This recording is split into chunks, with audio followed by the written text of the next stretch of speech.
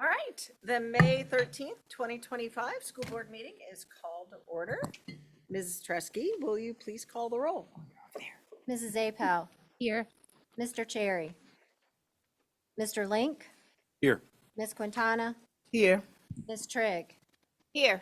Mrs. Watkins. Here. Dr. Jamison. Here. Is there a motion and a second to approve the agenda as amended? The addition of a closed meeting was added to the agenda. So moved. Second. Well, seconded by Ms. Watkins. Is there any discussion? Those in favor say aye. Aye. Opposed?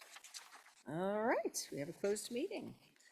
This evening, our thoughts and prayers are with the family and friends of Maria Burke, who served Roanoke City Public Schools for 48 years as a school secretary at William Ruffner Middle School, Morningside Elementary School, and Virginia Heights Elementary School.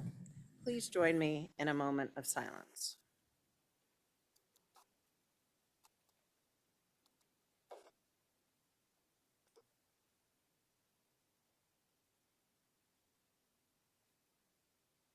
Thank you. Please rise and join me in a pledge to the flag.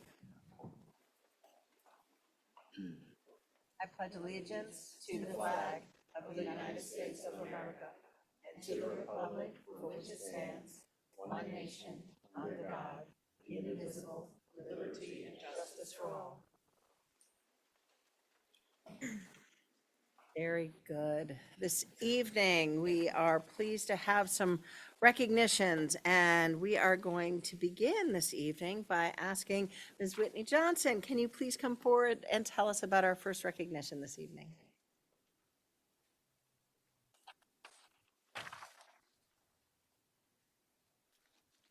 Good evening, Madam Chair, Madam Vice Chair, members of the school board, student representatives, and Dr. White. Roanoke City Public School Board would like to recognize Mr. Pedro Saleh on the occasion of his retirement from the Southwest Virginia Ballet.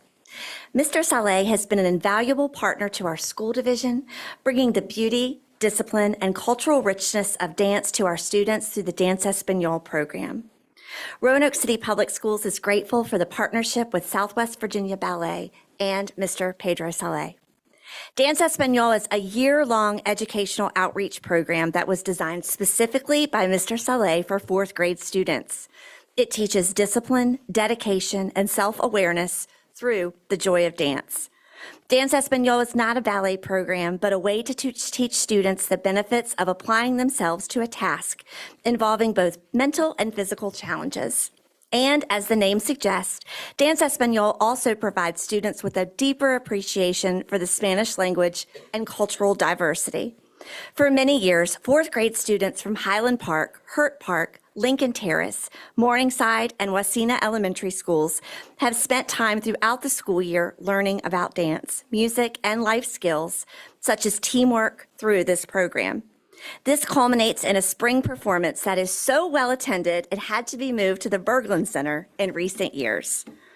Beyond his artistic abilities, Mr. Saleh shines in his unique gift of bringing out the best in everyone he interacts with daily. Mr. Saleh's genuine kindness is evident in his interactions with not only students, but also staff members, parents, and community members. Mr. Pedro, as the students call him, approach with students is supportive yet challenging, motivating students to push their limits and achieve their very best. His enthusiasm and patience with students is contagious, engaging, and inspiring. He has a unique ability to combine his skills with imagination, resulting in student performances that are original and captivating. His work has left a lasting legacy of inclusion, expression, and educational enrichment in our schools. The school board recognizes and expresses deep appreciation to Pedro Saleh for his remarkable contributions to the arts and education in Roanoke City Public Schools and extends our best wishes for his retirement and future endeavors. Pedro, please.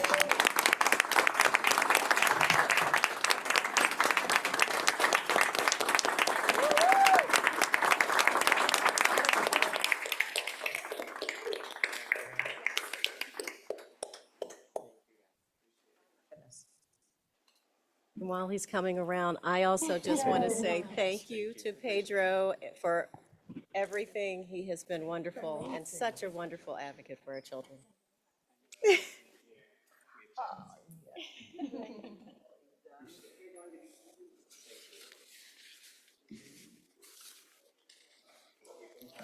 I hope so. I hope so. Thank you, appreciate it.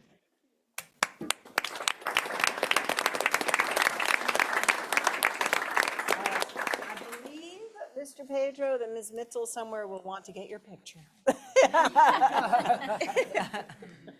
And I believe Ms. Johnson. Wait, there's more. There's more Yes. fine arts acknowledgements tonight. Yes.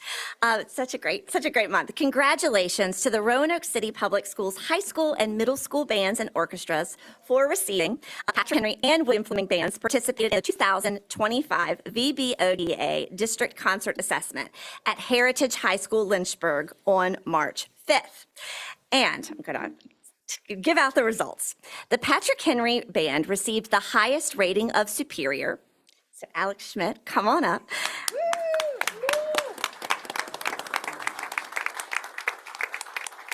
But not only did they just get the highest rating of superior, additionally, Patrick Henry received the prestigious Virginia Honor Band Award, and that's a big deal for their high ratings. PH Band is directed by Mr. Alex Schmidt.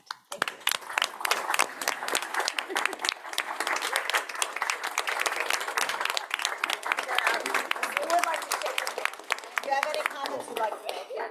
Me? If you want to say anything, that's a big deal. I'm a band teacher. You never walk away from a microphone, you know?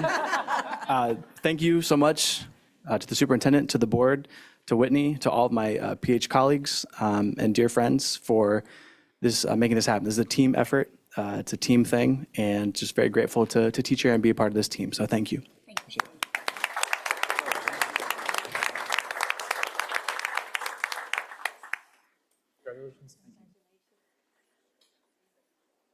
Congratulations. Thanks for everything you always do.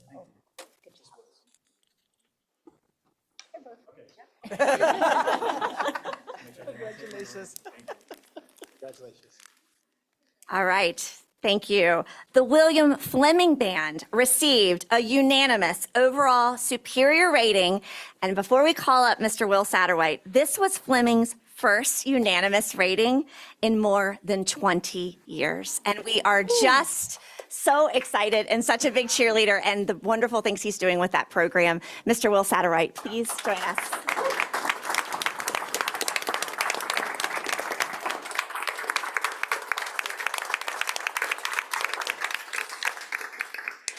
Thank you all. I'll echo what Alex has said, but also add that this is my first year in Roanoke City Public Schools, and I'm very glad to be here. And I'm very excited to start a journey here with William Fleming's band program and to be in a place that values the arts and puts their money where their mouth is. So thank you all for that support.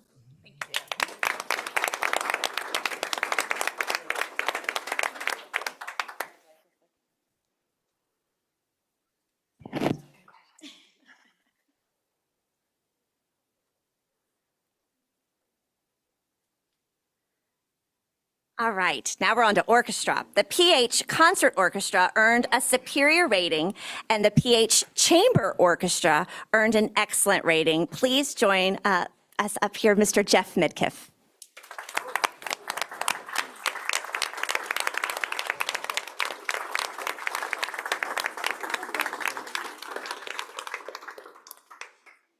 Thank you all for your continued support of the fine arts. There's nothing more important. Please keep it up.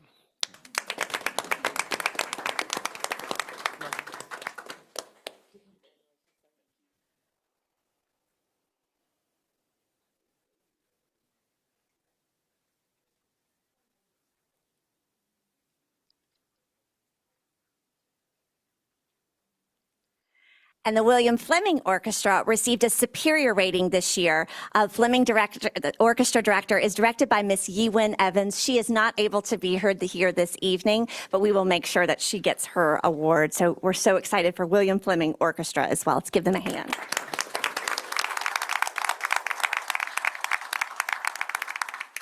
Now on to choir, because we just are fantastic in all of the elements of the arts. Both Patrick Henry and William Fleming's choirs participated in the All-District Choir Assessment on March 21st in Christiansburg. The PH Chamber Choir and Women's Choir received a superior rating. The PH Men's Choir received an excellent rating. And of course, the PH Choir is directed by Mr. Brandon Mock.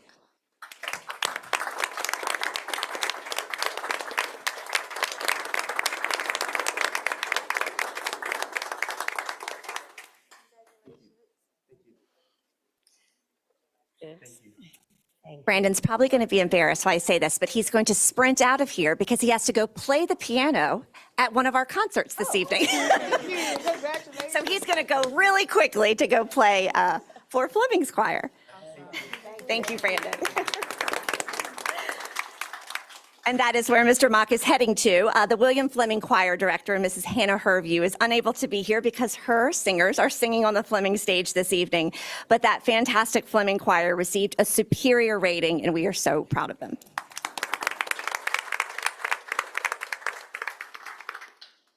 Okay, now on to art. Two PH Art students, Mary Clark and Rachel Turnbull, won gold at the national level for Scholastic Art and Writing Awards. Both students have been invited, along with their teachers, Sue Thomas and Jennifer Fowler, to receive their award at Carnegie Hall in New York City this June. This is the first time an RCPS student has won gold at the national level. Mary's painting, Essence de Mary, won gold in the painting category, and Rachel's sculpture won gold in the ceramics and glass category. If we could please join me, and the students are here this evening as well. If we could please have Sue and Jen Fowler please join us. Thank you. And a student, yes. And Mary and Rachel, come on up.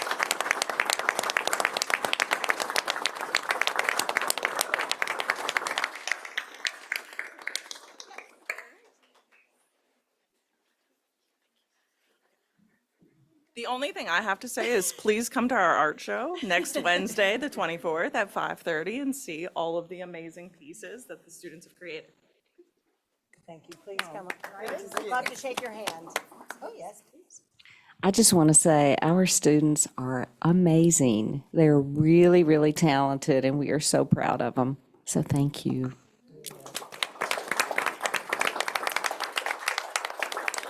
You can go first, Ms. Thomas. Congratulations. Congratulations. Congratulations. Congrats. Congratulations. You're going out with congratulations. Mary? Mary? Rachel. Congratulations. That's really Great job. Congratulations. Congratulations. Thank you for all your hard work. Congratulations. Thank you for everything you do. When is the art show? I love it. You're gonna love it. Which location? Okay. In the fine arts. Congrats. Yeah. And I know Claire wants all recipients, if we can please meet for photos. And just thank you. Thank you for everything you do to support the arts. We feel it, we see it, and we are so thankful. Thank you.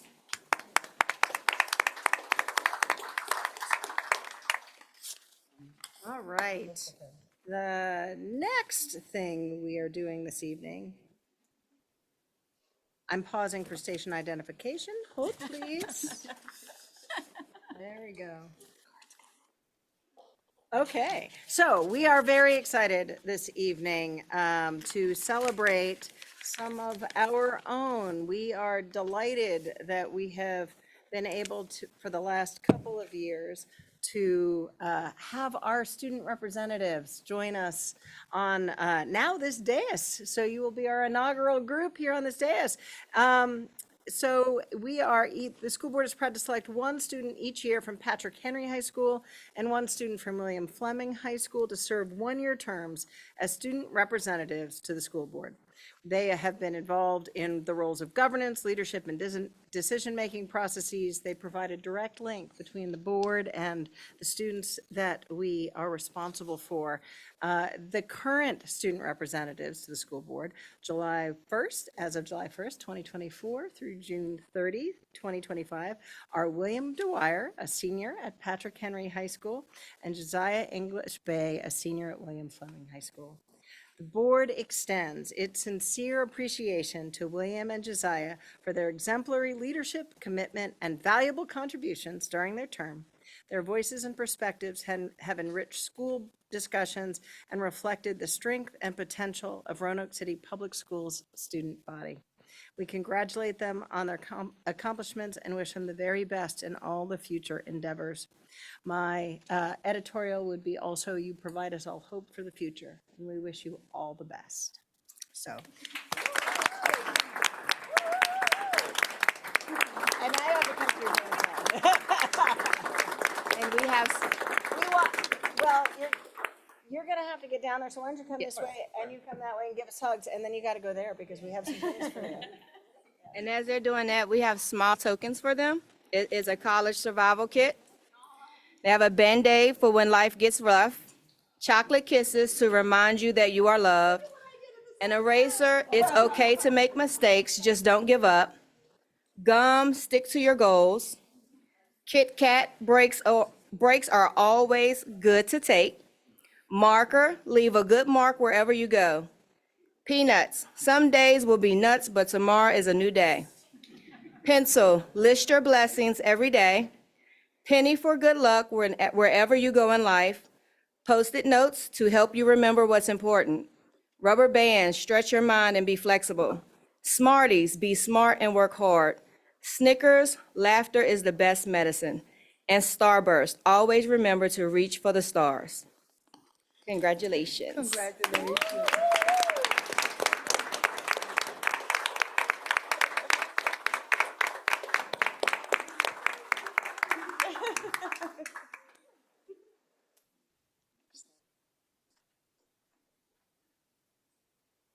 We are delighted tonight to celebrate William and Josiah, and we look forward to our two newest student representatives for July 1, 2025 to June 3, 2026.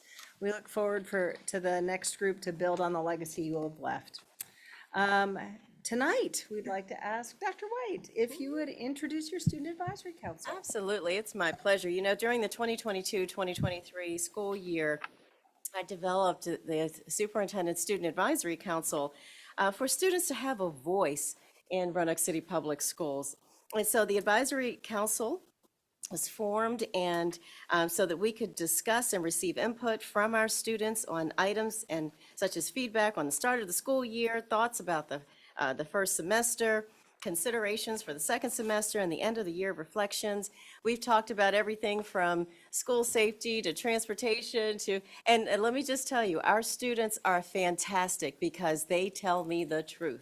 And William and Josiah can attest to that, right? So even when it's a little hard to hear, they tell me they're really honest and forthright, and I love the fact that we are able to hear from our students. And so this is the time where I'd love to recognize our Student Advisory Council. Now, we know that some had conflicts with other activities tonight, but we have quite a few. So Dr. Poland, we do have some Advisory Council members here with us tonight. So I'll ask Dr. Poland, who has been instrumental in pulling the Advisory Council together. I want to thank our principals and all of our counselors and teachers for making sure that we can meet regularly with our Student Advisory Council. So Dr. Poland, I'll turn it over to you. Thank you. We do have 4 of our students here. We have quite a few that are also performing with our choir this evening. Faith Pardue from James Breckenridge Middle School.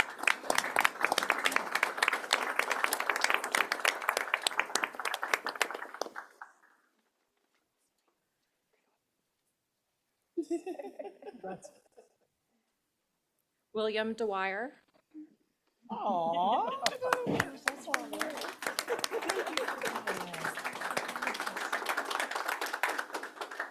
Harper Rouse from Patrick Henry High School.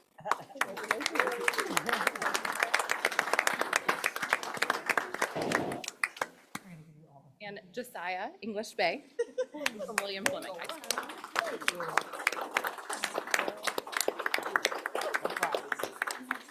There she's coming this way. She's doing a sneak.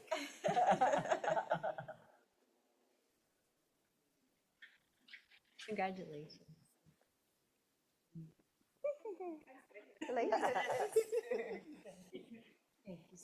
Appreciate you. I mean, Dr. Poland, we have about 35 35. students who meet with us regularly to give us feedback. So just a hand to all of our student advisory council members. Thank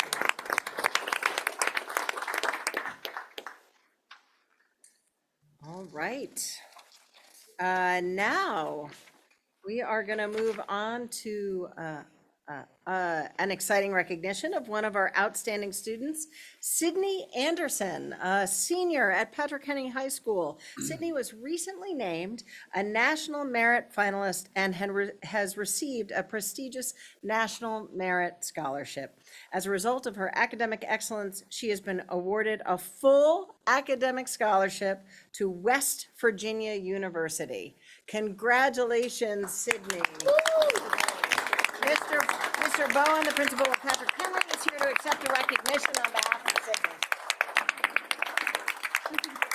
Sydney. It's a privilege for me to accept this on her behalf. She couldn't be here this evening because of family commitments, but I can tell you she's an amazing student, an amazing human being, and we're so proud of her at Patrick Henry. So I'll make sure that when she comes back to PH, we let her know how proud we are of her and your recognition tonight.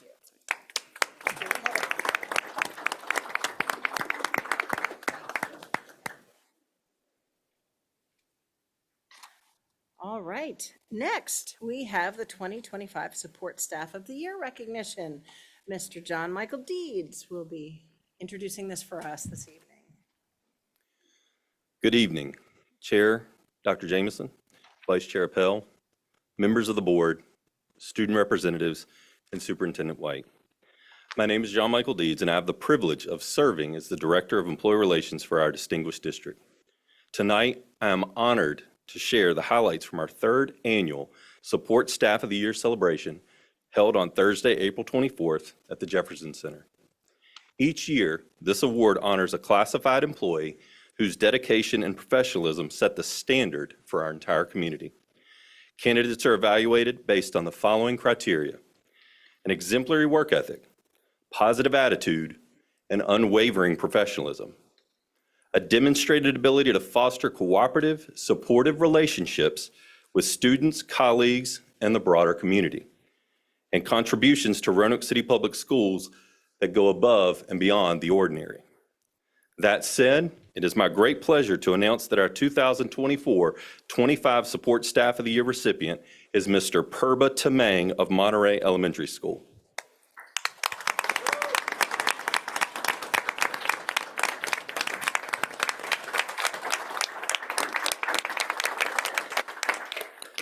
Known affectionately as Mr. Purba, he has faithfully served as custodian at Monterey for the past 7 years.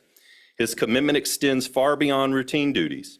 He arrives early, stays late, and routinely inspects the campus on weekends to ensure the safety and cleanliness of the learning environment. Mr. Purba's consistency and flexibility are hallmarks of his service. Whether it's accommodating last-minute needs, repairing furniture, assisting in the cafeteria, or conducting safety walkthroughs, he tackles every task with energy and a calm smile, even in the face of unexpected challenges like spills or tending to ill students. His willingness to collaborate with the building manager and fellow staff ensures that classrooms, our common areas, remain orderly and welcoming every day. Beyond his custodial duties, Mr. Purba builds genuine connections with our families. He often translates community members in the native language, making certain that everyone stays informed and feels safe during school and district events. As one nominator aptly observed, Monterey would not be the same, nor would it function nearly as well without Mr. Purba. Throughout the selection process, our judges were especially impressed with Mr. Purba's quiet pride in his work and his readiness to go the extra mile, always without complaint. His tireless dedication exemplifies the very best of Roanoke City Public Schools. At this time, I invite you to turn your attention to the screen for a brief video highlighting his outstanding contributions to our school district.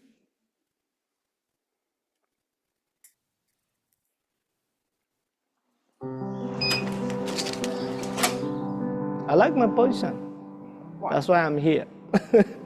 So Mr. Purba is one of our lead custodians at Monterey. He is a fantastic just leader in our school. He is always there to help. We can call him anytime, day or night. The cleaning, if I tell about the cleaning, it's a long story also. Too many things need to clean, right? It's an endless job. The trash, sweep the floor, mop, dispel, sometimes throw up. You see, that's not a big deal for me. It's easy.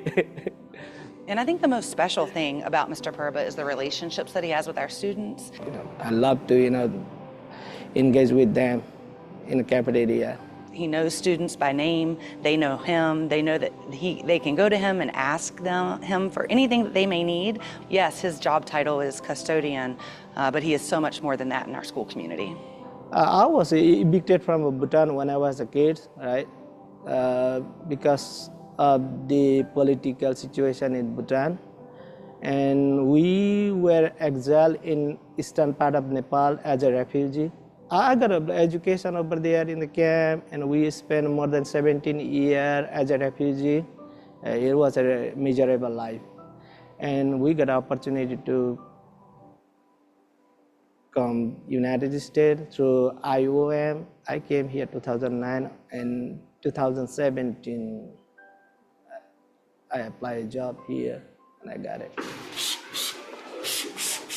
Everybody nice, and our principals, building manager, they are very familiar. I feel like this is my home, second home.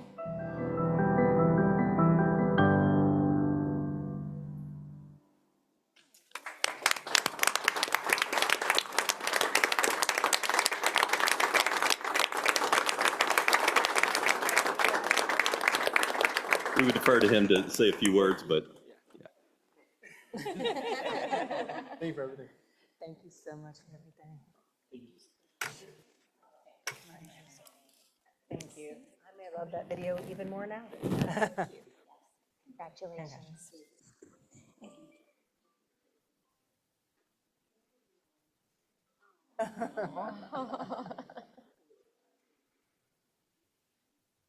Thank you all for all you've done.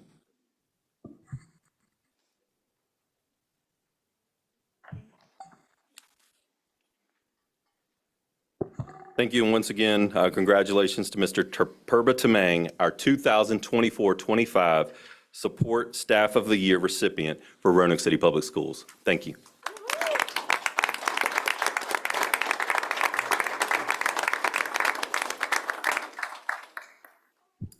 All right.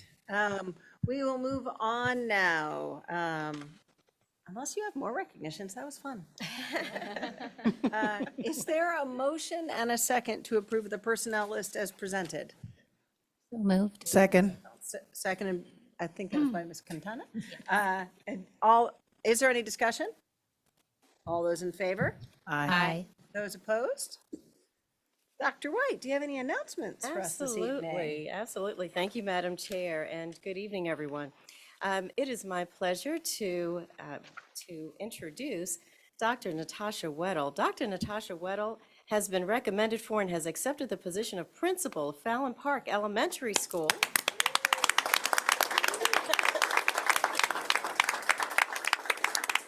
Dr. Weddle will start, well, she's already started, pretty much, she's interim now, but officially July 1st, 2025.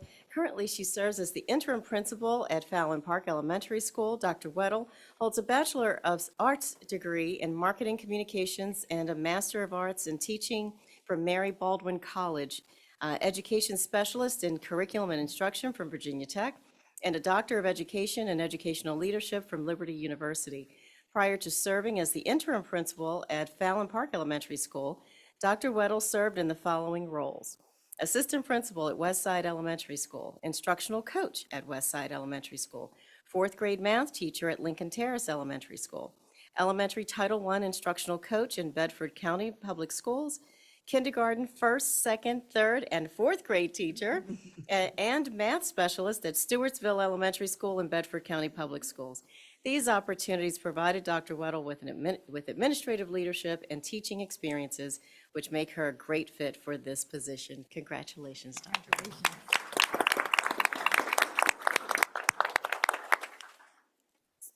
Okay, good evening, Madam Chair, Dr. Jamison, Madam Vice Chair, Mrs. Appel, members of the board, student representatives, and Dr. White.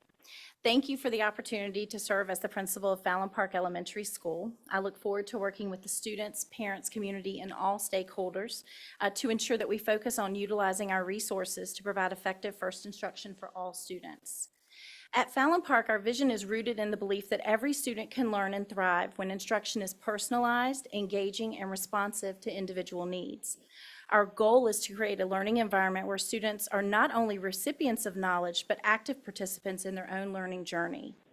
Together, we will build a school where every student is challenged, supported, and inspired to reach their full potential. I'm excited for the journey ahead and deeply committed to making Fallon Park a place where excellence is not just a goal, but a daily reality. Thank you for this incredible opportunity.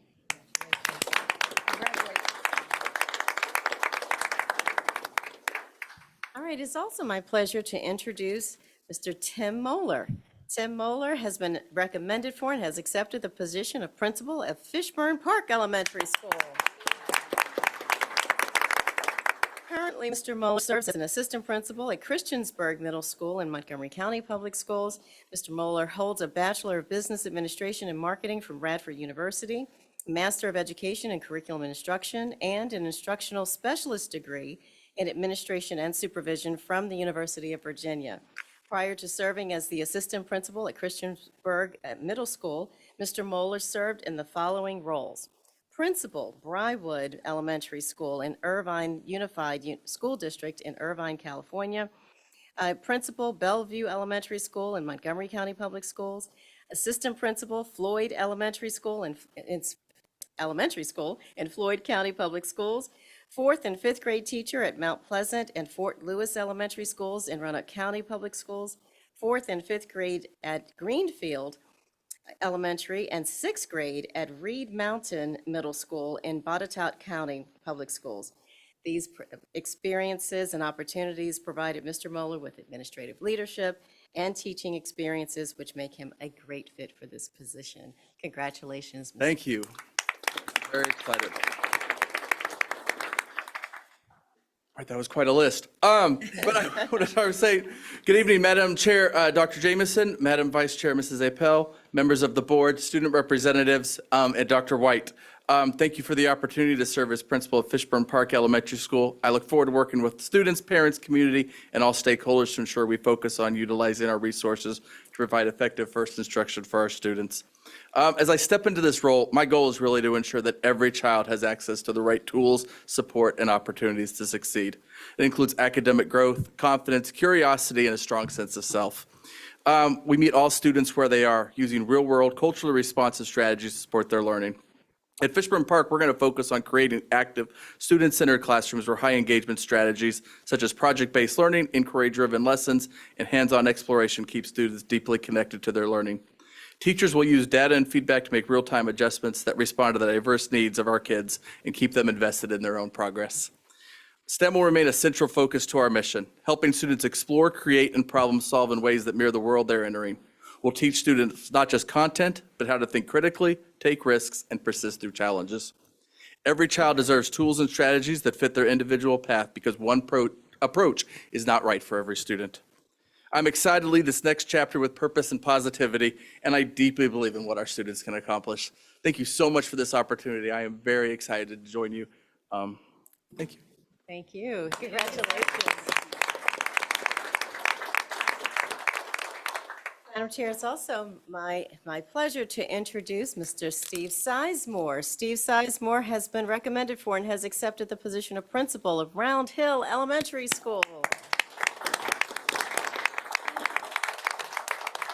Currently, Mr. Sizemore serves as the assistant principal at Fairview Elementary School.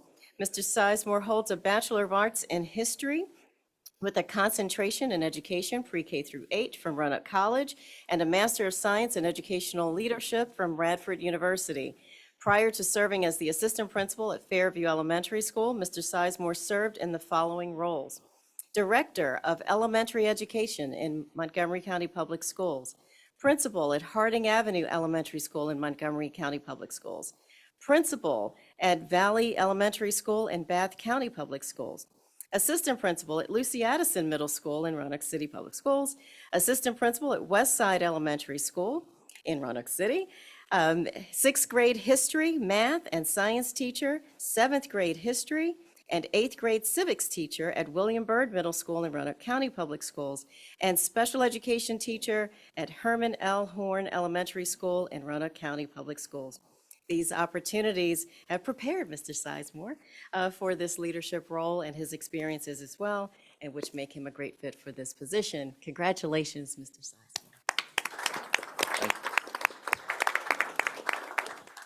Thank you. Good evening, Madam Chair, Dr. Jameson, Madam Vice Chair, Ms. Appel, members of the board, student representatives, and Dr. White. Thank you again. Thank you for the opportunity to serve as principal of Round Hill Elementary School. I look forward to working with the students, parents, community, and stakeholders to ensure that we focus on utilizing our resources to provide effective instruction for all students. I'm truly excited to become a part of the Rocket learning community.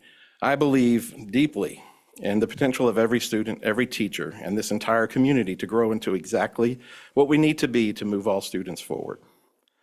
My mission is to build a school community where every child feels safe, supported, inspired to learn, where teachers feel empowered, valued, and look forward to coming to work, and where families are true partners in our shared success.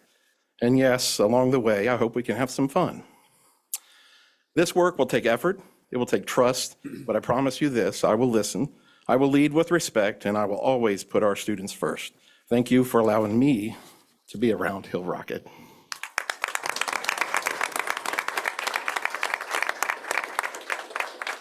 Thank you, Madam Chair. All right. Mrs. Apel, do we have any signups for agenda or non-agenda items this evening? Yes, ma'am, we do. The school board values open communication, and we look forward to receiving your comments. We encourage all participants to engage in civil discourse and ask that you keep your comments respectful in helping us achieve this goal. Citizen comments offer an opportunity for the public to inform the board. The board and superintendent generally do not respond to comments made or questions posed. If you would like answers to questions, please present them in writing to the clerks after speaking. Staff present at the board meeting and whenever possible will assist you with your inquiry. Please state your name for the record and state whether you reside in Roanoke City or not. We ask that you keep your comments to 3 minutes. There is a light at the center of the podium. That light will turn yellow when you have about 30 seconds left, and then red when time is up. And in order to respect privacy and confidentiality, please refrain from using any student names. Our first speaker is Jonathan Pate.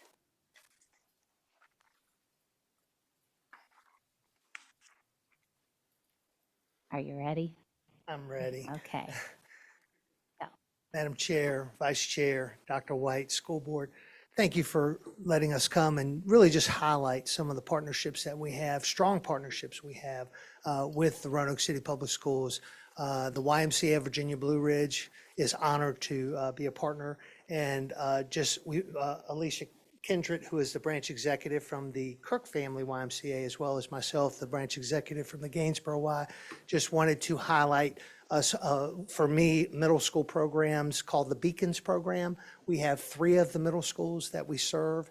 We had 200 kids registered in those 3 programs, and we are just delighted to be able to expose those kids to STEM, working with Virginia Western Community College and their professors doing extensive STEM projects there, as well as the Science Museum. So we're not residents, we are part of the YMCA, and we just wanted to thank you for such a strong partnership that we have with you.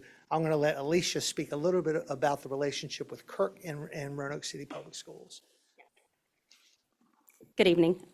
So real quickly, we have been servicing Y after-school programs, services kindergarten through fifth grade students. We're in 9 locations, 9 elementary schools, right? We've serviced 248 students. This year, we hope to continue expanding that in the upcoming year. A big focus this year, I am new to the area, has been our lesson plans that we're doing to help bridge gap for out-of-school time. So STEM has been a big focus. We're going to start dabbling in some career opportunities to start exposing them at a young age. Quickly moving on to Y Splash. Y Splash is our Learn to Swim program. We teach every second grade student in Roanoke City Schools. They come through the Kirk Family Y.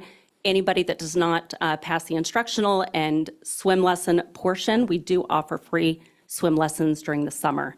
And finally, summer camp. We will be operating summer camp all 10 weeks out of Woodrow Wilson Middle School this year.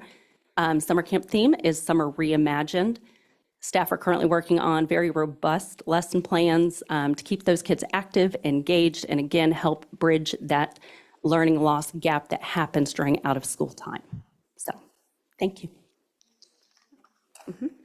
Appreciate the partnership. All right.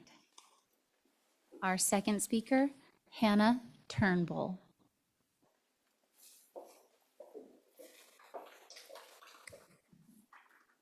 All right, are you ready? You can get the microphone set. You good? Yeah. Okay. And then watch for the little lights. Yeah. All right, here we go. Hello, my name is Hannah Turnbull. I live in Roanoke City and attend Woodrow Wilson. Thank you for giving me the opportunity to speak. I want to respectfully share just a few of the concerns I and many of my peers have about policies that directly affect our comfort, safety, and dignity at school. The sexualization of girls through dress codes. One of the biggest issues is how the current dress code policies often make girls feel sexualized and ashamed of our bodies. We do not choose the bodies we're born with. Our genes determine that. And yet we are often told that our natural appearance is distracting or inappropriate. Wearing a tank top, crop top, or having visible bra straps should not be a reason for us to be pulled from class or shamed. These are common comfortable clothing choices, especially in warm weather and during physical activity. If someone is distracted by a girl's shoulders, back, or stomach, the solution shouldn't be to police what she wears. Instead, we should be teaching all students, especially boys, how to respect others and manage their behavior appropriately. It's not fair or effective to put that burden on girls. We want to feel confident and comfortable in our own bodies. Being told to cover up or change sends a message that we are the problem. That shouldn't be the lesson that school teaches us. 2, bathroom access and menstrual health. Another major concern is bathroom access, especially for students who menstruate. I've personally experienced consequences of not being allowed to use restroom when I needed to. On 3 separate occasions, I had to call my mom to bring me a change of clothes because I wasn't allowed to leave class in time. That's not just embarrassing, it's harmful. Some girls have heavy periods. For us, frequent and timely access to the bathroom is a medical need, not a convenience. No one should have to worry about bleeding through their clothes or sitting in class in pain or fear. Having to advocate for basic health needs during school hours shouldn't be necessary, but it is. It's time to take this seriously and implement compassionate, flexible policies. In conclusion, these issues may seem small from the outside, but to students, they're part of our daily reality. All we're asking for is respect, understanding, and a learning environment that supports us, not shames us. I hope you'll consider these concerns not just as complaints, but as opportunities to improve the way our schools treat and support all students. We plan to return to the school board prior to the start of the school year to hear your plans to resolve these situations. If you'd like us to help, we're happy to participate. Thank you for listening. Thank you.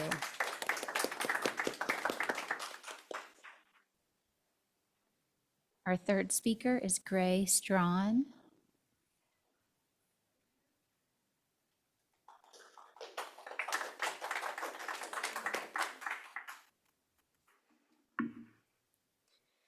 Hello, my name is Gray Strawn. I live in Roanoke, Virginia, and I attend Woodrow Wilson Middle School.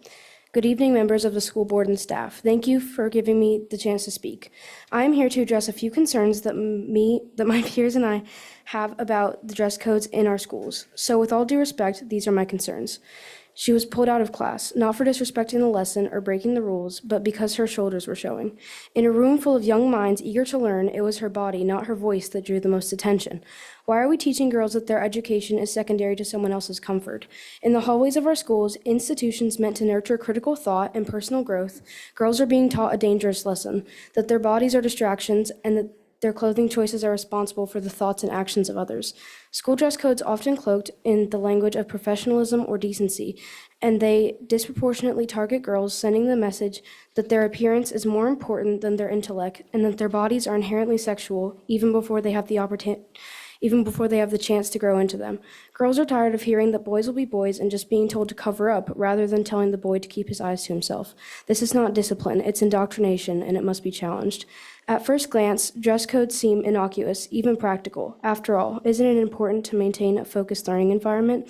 But beneath that surface lies a double standard that unfairly polices girls' bodies while excusing the behavior of others. Rules banning spaghetti straps, short skirts, and tight clothing often focus almost exclusively on girls, reinforcing a toxic ideology that the mere sight of a girl's shoulder or midriff is enough to derail a boy's education. This not only objectifies girls, but also insults boys by implying that they are incapable of self-control. What's even more troubling is how early these messages begin. Middle schoolers, some barely into puberty, are pulled from class, written up, or even shamed publicly for minor infractions. A bra strap peeking out becomes an offense, or a skirt an inch too short results in humiliation. And during these moments, the girl's education is literally interrupted to preserve someone else's comfort. We must ask whose education is truly being prioritized. Furthermore, sexualizing dress codes are inherently racialized and classist. Black and brown girls are more likely to be penalized for the same things that their white peers wear without consequence, due to their biases that hypersexualize their bodies. Similarly, girls from lower income families may not access the constantly shifting standards of appropriate attire, placing an unfair burden on them for simply existing. Supporters of strict dress codes argue that the schools are preparing students for the professional world, but the corporate world is not the classroom, and teenagers are not miniature adults. The primary purpose of school should be education, not indoctrination. Sexist double standards, if anything, schools should be preparing students to challenge unjust systems, not conform to them.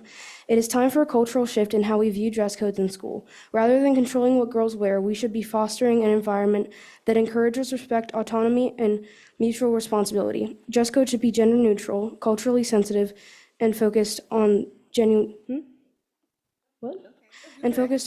safety, not moral panic.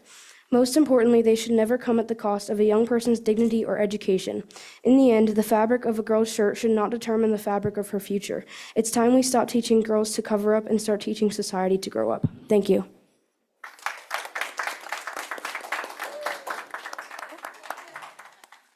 And our last speaker, Izzy Bryant.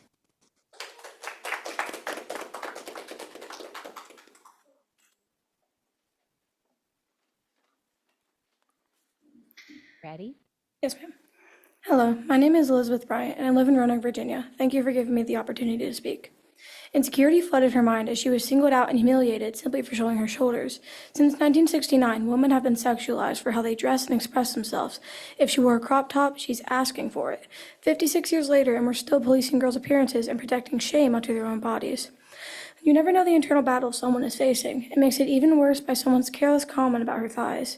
When she shows her shoulders, it's a distraction, but when a guy does it, it's not an issue.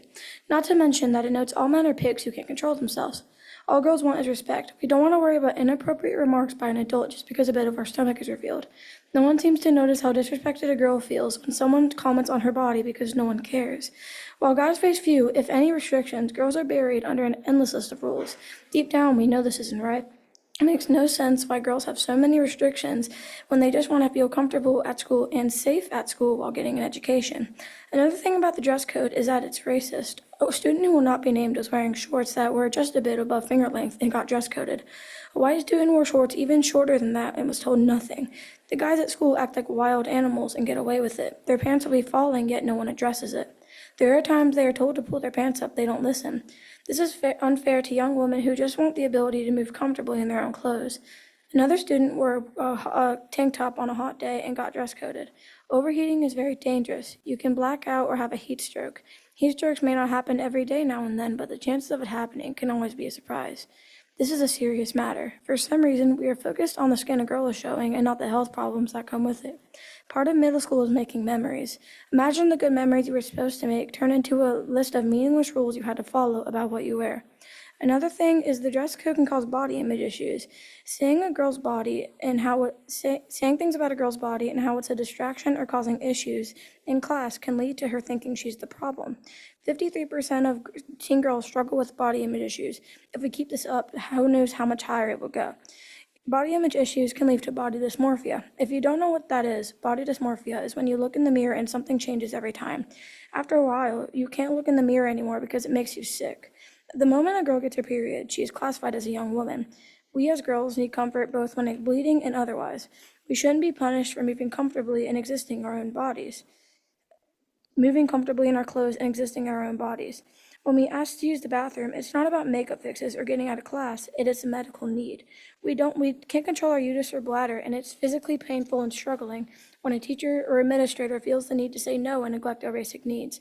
Letting us use the bathroom and not waiting until the end of class is a necessity. Teachers are allowed to give students no access to the bathroom. That is unfair because we don't have time to go to the bathroom in between classes. Sports and sport opportunities are far from equal. Just because thank you. Just because we are girls doesn't mean we are any less capable than any boy when it comes to athletics in any sport. For over 50 years, women have been fighting for equal access to sports, and yet we are still denied the chance to play football in schools simply because of outdated rules and biased thinking. This isn't just a problem in one school or one state, it's happening everywhere. Girls are just as skilled, just as competitive, and just as dedicated as boys. The girl can throw a football, hit a baseball, or play any sport at the same strength and technique as a guy. Sometimes even better. But too often we're overlooked, dismissed, and told we don't belong, simply because that's how it's always been. Enough is enough. Ignoring female athletes has become so normalized in our society that we don't even realize the damage it causes. It's time we break that cycle. We must challenge these outdated beliefs and stand up for what is right, not just for ourselves, but for every girl who wants the chance to compete and be seen equal. Thank you. Thank you.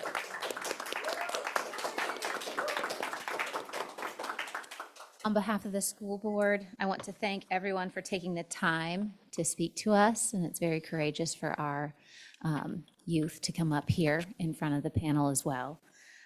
As we said earlier, we value the feedback of our community. Public input is important as we make decisions on behalf of all students in Roanoke City Public Schools.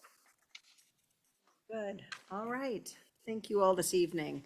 We'll move on to the consent agenda. Is there a motion and a second to approve the consent agenda as presented? I'll move. Second. Moved by Ms. Quintana and seconded by Ms. Apel. Is there any discussion? All those in favor? Aye. Those opposed? All right. Ms. Watkins, would you like to tell us about the gifts that have been received? Madam Chair, thank you. The board happily and excitedly accepts with gratitude the following donations. The Virginia Education Foundation provided a total of 16,870 new books to RCPS with an estimated value of over $300,000. These books were donated with the sole purpose of giving them to students. The books will be distributed to all students for students to take home. Thank you so much to the Virginia Education Foundation. RCPS CTE Foundation provided $10,000 in support of the forthcoming Community Empowerment Center. Thank you so much to the CTE Foundation. Imagine Learning donated 3 Kindle Fires for the Spring Early Literacy Academy. Imagine Learning also provided a catered dinner from Chick-fil-A for volunteers at the literacy event. The total cost of the donations was over $1,400. I just want to, again, I say it every time, I want to thank you to all of our community partners. your belief in the work that our CPS is doing and your desire to be involved is to be commended. And we thank you so very, very much for seeing us and partnering with us. And we welcome any other sponsors or community partners that would like to help us move our students' education forward. Thank you. Thank you, yes, thank you. All right, we'll move on to the superintendent's updates. All right. Right, thank you, and good evening again, Madam Chair, Madam Vice Chair, members of the school board, our student representatives. This evening, we are bringing forward items for your consideration and information, including approval of the Excellence in Workforce Readiness Award, approval of the 2026-2027 school year calendar, an update on the professional learning initiatives, approval of an amendment to the 24-25 general fund expenditure budget, and an update on the development of the 25-26 budget as well. So before we get to our agenda, I would like to highlight a few items for the board and for the public's information. I am proud to announce that Roanoke City Public Schools was the recipient of 9 Best of 2024 awards in the Roanoke magazine. Two schools in RCPS received Best Public Schools Awards. That was Fishburne Park Elementary School received the Platinum Award, and Hurt Park received the Gold Award. Yes. Fishburne Park also received the Gold Award for Best Preschool. Daytech received Platinum for Best Vocational School, and Rotech received Gold. Candace Rippey of Lincoln Terrace received Platinum for Best Educator. Yes. Donna Fields of Hurt Park received Silver for both Best Educator and Female Star of the Star City. Yes. He's going to kill me for this one. And yes, our very own Chris Perkins was named the Platinum winner of the Male Star of the Star City Award. He was featured in a story in the magazine for his legacy of service to our city. And Mr. Perkins, we are proud to have you on our team. So please join me again in a round of applause for all of those awardees. So just yesterday, we were notified that RCPS has been named one of the 2025 Best Communities for Music Education by the NAM Foundation.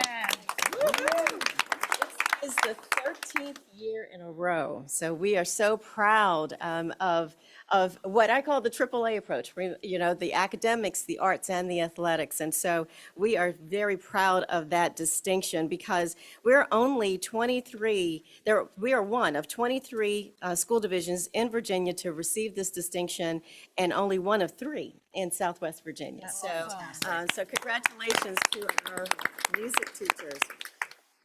As you heard during our recognitions, we've also been very busy celebrating our amazing students and staff. Last week was Teacher Appreciation Week and National School Nurse Day, and we celebrated our educators and staff all week long. If you could just join me and give our teachers and staff members another round of applause for all of their hard work. Also had our Support Staff of the Year banquet at the end of April, and just last night, we celebrated our retiring staff members, and so hats off to HR team and to our communications team for hosting that retirement dinner. Altogether, our retirees' years of service to RCPS total 1,157 hours of service. So thank you for all of your service. We are grateful for all that you've done. So to begin our report this evening, I will ask our Director of Communications and Public Relations, Claire Mitzel, to come forward to present the VSBA Excellence in Workforce Readiness Award application for your approval. So Ms. Mitzel. Good evening, Madam Chair, Madam Vice Chair, members of the board, our student representatives, and Dr. White. I am delighted, I think that would be an appropriate word, to be here tonight to present for your approval, for your consideration of your approval of our submission for the 2025 VSBA's Excellence in Workforce Readiness Award, which this year we would like to submit community builders. And if you recall, last year we submitted Daytech and received third place. So we would like to continue that streak or maybe receive first or second this year. So as you know, Community Builders is an innovative two-year pilot program really aimed at a cohort of our 8th graders. It is designed to increase academic success, decrease chronic absenteeism, and really, as the name suggests, build up our community, right? And as part of that, we have wrapped in from the ground up our community and business partners. They have been integral to this approach. We have worked since the start of the program last summer with more than 24 community and business partners. And Community Builders, it's not just workforce readiness, it's academics, arts, athletics, the workforce readiness, the community engagement, which really makes it truly an innovative program that has those wraparound services. This program really wouldn't exist without those partnerships. And this award particularly honors and recognizes innovative programs that emphasize engagement with the business and sort of those community partnerships. Students have been able to visit businesses, they've toured businesses, they've had business leaders come visit them, they've been able to visit Road Tech and Day Tech and really start kind of working on that resume piece of the diploma and resume that Dr. White so often talks about. And so if this feels like deja vu, that's because I was just here a couple months ago to ask for your approval of the other award related to community engagement. So again, this shows that this is a really innovative program that's wrapping in multiple components. So I am happy to answer any questions you have, and we appreciate your support.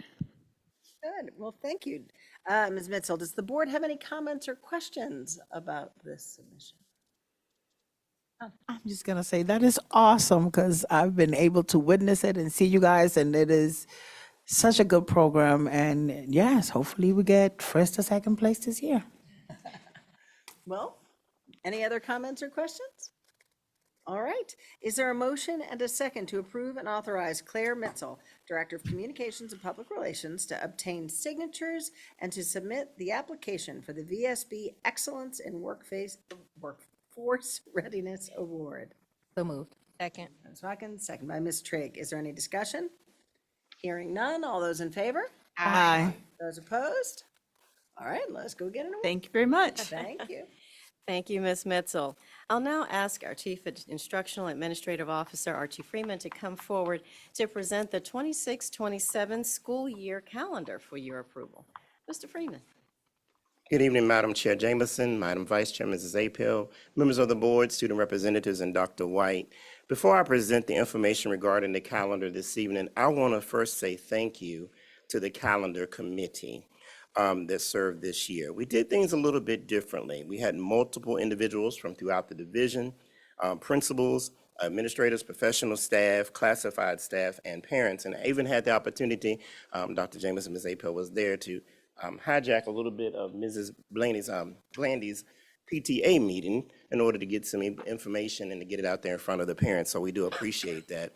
And I want to personally thank the OASIS team, which is under the leadership of Dr. Jonathan Schultz, for working collaboratively and taking everything that was heard and went back and made adjustments to make sure we were in compliance with what was needed by the state, but also make a calendar that would be conducive for all of us. The committee met and shared guidelines for developing the calendar options. And when building the calendar, I just wanted to point out a couple of things. The calendar must have 180 days. And in the 180 days, we must have a minimum of 990 instructional hours. And of course, with the length of our days in 180 days, we do exceed the 990. So we still have opportunity to have time built into our calendar for inclement weather and emergency closings. Three calendars were developed for voting, and 2 of the options allow the semester to end before winter break. But that also means we have to start a week earlier than we normally would. Also, one of the options that you had seen and have been shown to you in your Friday packet are something similar to what we have now. So when we looked at the information in order to look at what would be best in interest for our students and make sure we was in compliance, we started a week early, ends us before winter break for the whole semester. So it's an opportunity for information for the grading and all the systems done before winter break. When we come back, we start fresh on our second semester.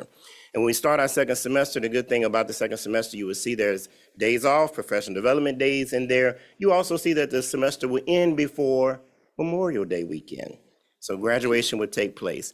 A lot of questions will come up, and it came up in our meeting. how it is looking compared to the surrounding districts. It would almost align directly with the surrounding districts. Also, when you look at the calendar, this is for 26-27. I got to point that out again so everybody that's listening publicly would know. It also aligns with our spring break. Everything falls into place. So this calendar worked out very well, and I appreciated all those that were participating. A survey was created to solicit public opinion for the 26-27 school calendar, and it consisted of a page that explained the respondent what was requested to select the preferred calendar from the 3 choices. And you will see the information. We did advertise on all our social media outlets, and the votes are in. Calendar option 1, calendar option 2, and option 3. I have to say this.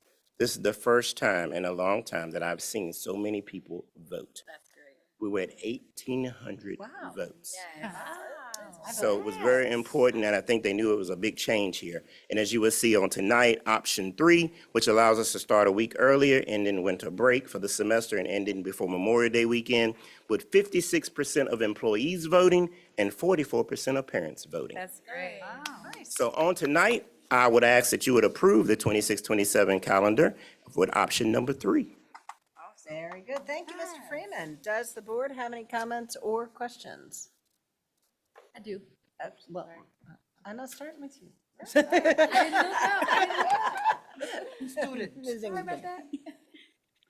I just want to say that I wish I could graduate like that. I did singing, but you know.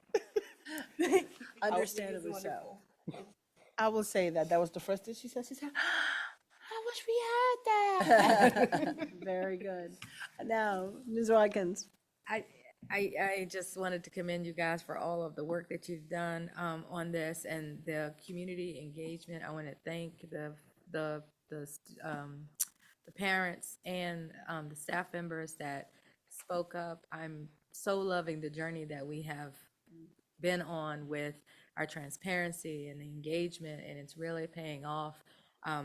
There was a student that spoke on having to come back after break and having to finish out the semester, and this answers that. I thank you so much for being so thoughtful and leading this charge, and for all of the folks involved. So thank you guys so much for making it work. Any other comments or questions? Yeah. I'm a big fan of this calendar. I have been able to teach on this calendar before, and I especially look to see if you got that work day after the holiday, the winter break, and it's there. So anyways, so thank you to everyone who participated in the survey as well, and the committee. And I'd like to echo what everyone said, but I love the fact that Ms. Watkins pointed out, was just first thing I was thinking, this calendar looks thoughtful. It looks thoughtful across the board as far as giving the teachers a little break and the consistency of the breaks for students and their families to be able to plan vacations. Thank you. All right. I can't resist having a comment. Mr. Freeman and I have been talking about the calendar for as long as I've been on this board. Thank you for getting us here. I appreciate that. It seems like it should be simple. It is not, but this feels academically focused in a way that will benefit our students, and I also like the thoughtfulness of it as well. So thank you, and for the years of conversation about this too. So, is there a motion and a second to approve the presented calendar option number 3 for the 2026-2027 school year? So moved. Second. Second by Ms. Trigg. Is there any discussion? All those in favor? Aye. Opposed? All right. Thank you, Mr. Freeman. Thank you. Thank you, Mr. Freeman. And I do want to say a special thank you to Mr. Freeman for his leadership with the school calendar. As you said, Dr. Jamison, we had a lot of feedback, which is fantastic. That's what we want. But that's a lot of opinions and a lot of things to pull together and synthesize. And so I want to thank Mr. Freeman for his hard work on that. And the committee, thank you to the committee as well. Now I will ask our Chief Human Resources Officer, Dominic McKee, and Executive Director of Professional Learning, Carrie Gates, to come forward for an update on professional learning initiatives. Or is it, Ms. Gates, just you? Okay, there you go. It's just me this evening. Oh, very good. Very good. So thank you. Good evening, Chairperson Jamison, Vice Chair Appel, Superintendent White, student representatives, and members of the school board. So I'm absolutely thrilled to be here this evening to share and highlight some of the good work being done by so many in regards to professional learning. So you have all been provided with the professional learning course catalog that lists all of our course offerings to date, the descriptions of those courses, all the wonderful instructors that teach them, and of course that alignment to the strategic plan. Tonight I will cover 3 areas: the importance and why of professional learning in the organization. I will provide specific examples of growth opportunities within our organization. And then finally, I want to discuss a little bit about how we ensure we are meeting the needs of our employees. So first, I want to talk about the importance of growth opportunities from the organization's perspective. So if you look on the left-hand side of the slide, I want to talk about, under organization, I want to talk about recruitment. So when people are looking for employment, a key consideration is how the organization will help them grow and develop. And this is really true across all generations. And then I want to go down to employee retention. So providing opportunities that promote growth enhances employee retention. And then according to a LinkedIn 2025 Workplace Learning Report, 93% of people said they would stay longer if their career development was supported. And then just quickly, I want to move over to the right-hand side of my slide from the employee perspective. When we talk about professional and personal growth, it really signals to our employees that they matter and we value that their success matters to them. And so the second point I just want to make on this slide is when we talk about relevance to job, people want to do well in their jobs. They want to come to work and they want to do a good job. So it's very important to provide opportunities to upgrade skills to adapt to changing work requirements. Okay, over the next few slides, I will share some specific examples of growth opportunities within our organization. And so our strategic plan says we will create professional opportunities for staff to connect with other employees outside of their work site. One example is that we offer ongoing professional learning opportunities throughout the year, many of which are open to all staff. Our well-being courses, as well as a variety of technology courses, usually have staff members from diverse roles participating. In our mid-year survey with Great Beginnings mentors, we found that being a part of the mentor professional learning community was the second most valuable aspect of that program, which I'm sure what you can guess what the first would be, is working with our new teachers. That was the most important thing. And so some employees want to grow in their current role, while others want to aspire to move into new roles. And so it's really important as an organization to provide opportunities for both. And so one example I want to talk about tonight is the Radford University Administrator Cohort. In this program, teachers are working to earn their degree in educational leadership. The goal is hopefully that these employees will pursue roles as assistant principals and other leadership positions. So I just want to mention that 2 key components of this program are, as we have some of our leaders that are teaching these courses. Some of them are sitting right here behind me this evening. And what that does is allows us to cater content specifically to Roanoke. The second piece of this program is that all of these individuals have signed 3-year stay agreements with us so that after they finish the program, they will stay with us, thus helping with our retention efforts. And then just the final example I wanted to share on this slide is the Southwest Virginia Teacher Apprenticeship Consortium.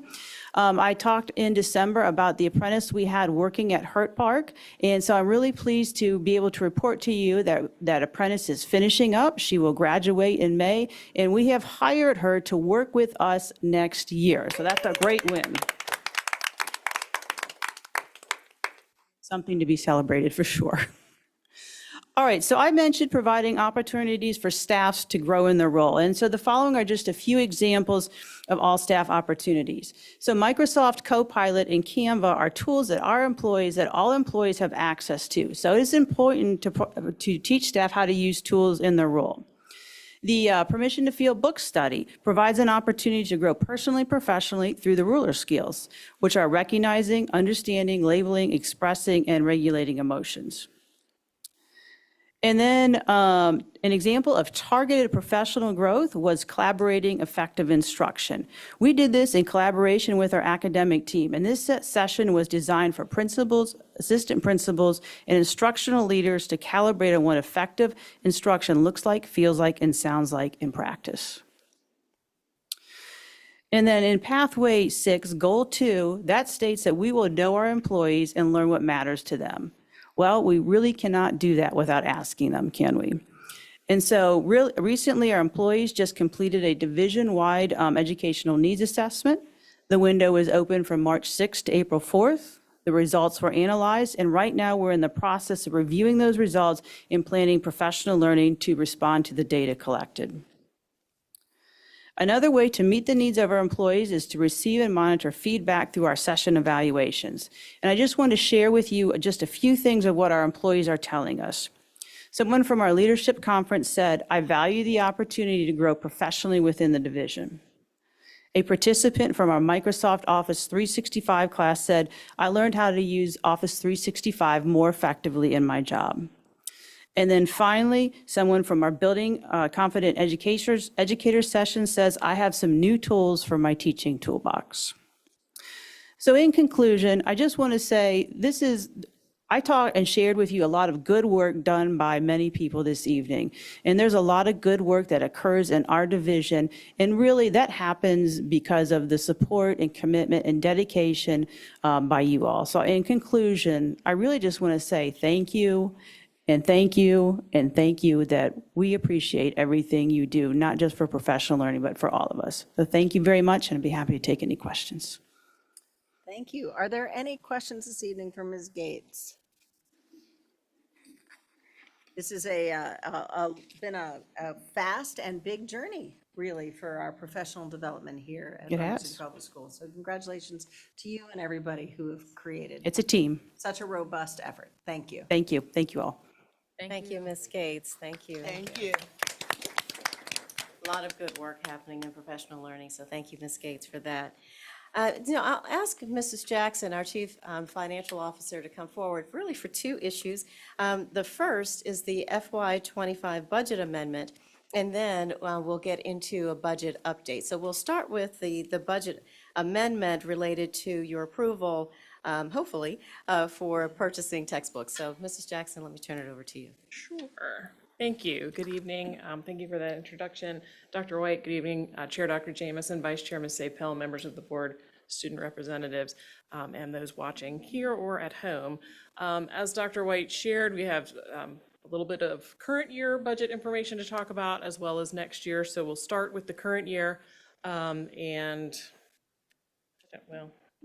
okay, there we go. All right, so I wanted to first start off with some things that we have talked about of kind of where we are in our current year in terms of what we've expended thus far, and this is as of April 30th, and what is encumbered. How does that compare to the funds that were appropriated to us at the beginning of the year? So as you can see, if we were to spend every dime that is encumbered, all the expenditures, of course, that have already happened, we would still be to the good. Now, I do have that second box up there of the things that are coming that we certainly want to have on our radar. And we certainly want to be able to move forward with capital projects that are multi-year. So as you know, we've been in conversation with City Council to make sure that we follow the procedures for reappropriating the local portion of funds that we were intending to utilize for some of those capital projects. That is on the City Council agenda for the 19th. So with that, we will be well positioned to ensure that we do not exceed an the appropriation amounts and can move forward with those projects. So I did want to share that and update the full board on where that stands. Now, where do those textbooks that are on there come into play? Of course, we learned more detail about the adoption process at the last meeting, but we need to make sure that we have the funds available, ideally in the current year, to be able to move forward with that purchase partially from a budgetary standpoint. Of course, we've talked a lot about the challenges of meeting budget for next year, but also so that we can have those resources in hand, be prepared to have professional learning over the summer, have all that taken care of in time for the new school year. So moving forward as soon as possible is important for that reason. So we are proposing to you and asking for your approval this evening a budget amendment, which is just a transfer between categories. So we have identified unspent funds in the current year budget, the majority of which are already in our instructional category, that are available to help us move forward with this purchase, but not quite all. So we do have some unspent funds that we have identified as available in our administration, attendance, health, and technology category, that we are asking your permission to move $800,000 out of administration and into instruction, so that sufficient funding is available in the right category to allow us to move forward with this purchase. So it's important to note, this does not change the total budget at all. It just moves money from one category to the other. So I will pause there, and certainly am happy to take any questions before we request approval. Very good. And I would just, my own little editorial before I take comments, those of us who've been on the board a while will know that from time to time, we do this at year end. What we're being asked to do is not an uncommon thing that we are doing. But are there any questions for Ms. Jackson? I guess just to say out loud and make sure moving these funds do not harm the division's ability in any way to carry out its administrative functions. No, sir. We've identified the available funds through, partially we have grant funds that are funding some of our security positions that we had originally budgeted, so that grant meant that we did not need those funds. And unfortunately, on the downside, we've had some positions that we've struggled to fill. Okay. So we've had some savings in that way as well. Okay. Yes. Any other questions? All right. Would you like us to discuss the motion for this now or at the end of the presentation? Very good. Well, then let's, yeah, very good. So then let's ask, is there a motion and a second to approve the amendment to the 2024-2025 general fund expenditure budget as presented? So move. Second. Moved by Ms. Quintana, second by Ms. Watkins. Any further discussion? Hearing none. All those in favor? Aye. Aye. Those opposed? All right, move the money. Thank you. Right, so don't go anywhere, Mrs. Jackson, because I'm coming right back to you. I've also asked Mrs. Jackson to provide an update on the FY26 budget development process, especially now that the city has voted on its budget. So before I turn it back over to her, I do want to take a moment to thank Mrs. Jackson and her team for all that you've done. I want to thank the school board as well for your engagement, and for those who have been involved in the budget development process, and those who are now kind of newly curious in the budget development process. And I have gotten a couple of questions from those about where to find, our budget and all of that. So if you are curious about the budget, I just want to say again that our budget is available on board docs. So if you are curious about the budget, or if you want to see the budget development process and see all of the various presentations, all of that is online, the audits, everything, depends on how deep you want to go, but it's all there. So if you are curious about that, you can find that all on our website, and you can find it on board docs. And again, thank you to Mrs. Jackson, to our fiscal services team for your hard work throughout the process, because this is important work. As you know, we have a growing student body. We have more students this year than we had last year. And so, when I got here 5 years ago, we were told that we would have declining enrollment, but that is not the case. We do have growing enrollment, and so we're very proud of that our families continue to choose Roanoke City Public Schools. So we're very, very proud of that. But with all of our students, they all come with unique personalities, unique needs, whether or not those needs are academic needs or behavioral or social, emotional. You can have twins, and as you know, you can dress them alike and feed them the same, but they are different, right? So we are proud to be able to provide resources that would really meet those individual and unique student needs. So we will continue to advocate for the funding that goes along with those needs. And so I just want to thank everyone for your investment in this topic, because it's critically important as we move forward. We will continue with our communication when it comes to communicating with the city. Again, these are critical conversations to have. And so we are going to have those conversations because at the end of the day, it's about our students and staff members. And we are looking forward to continuing those conversations in a positive way. So Mrs. Jackson, I'll turn it back over to you for the update. Thank you very much. So we'll jump back in if we can, please, and continue on. Thank you. With looking at some updated information related to next fiscal year's budget. So I want to start with an update on the revenue picture.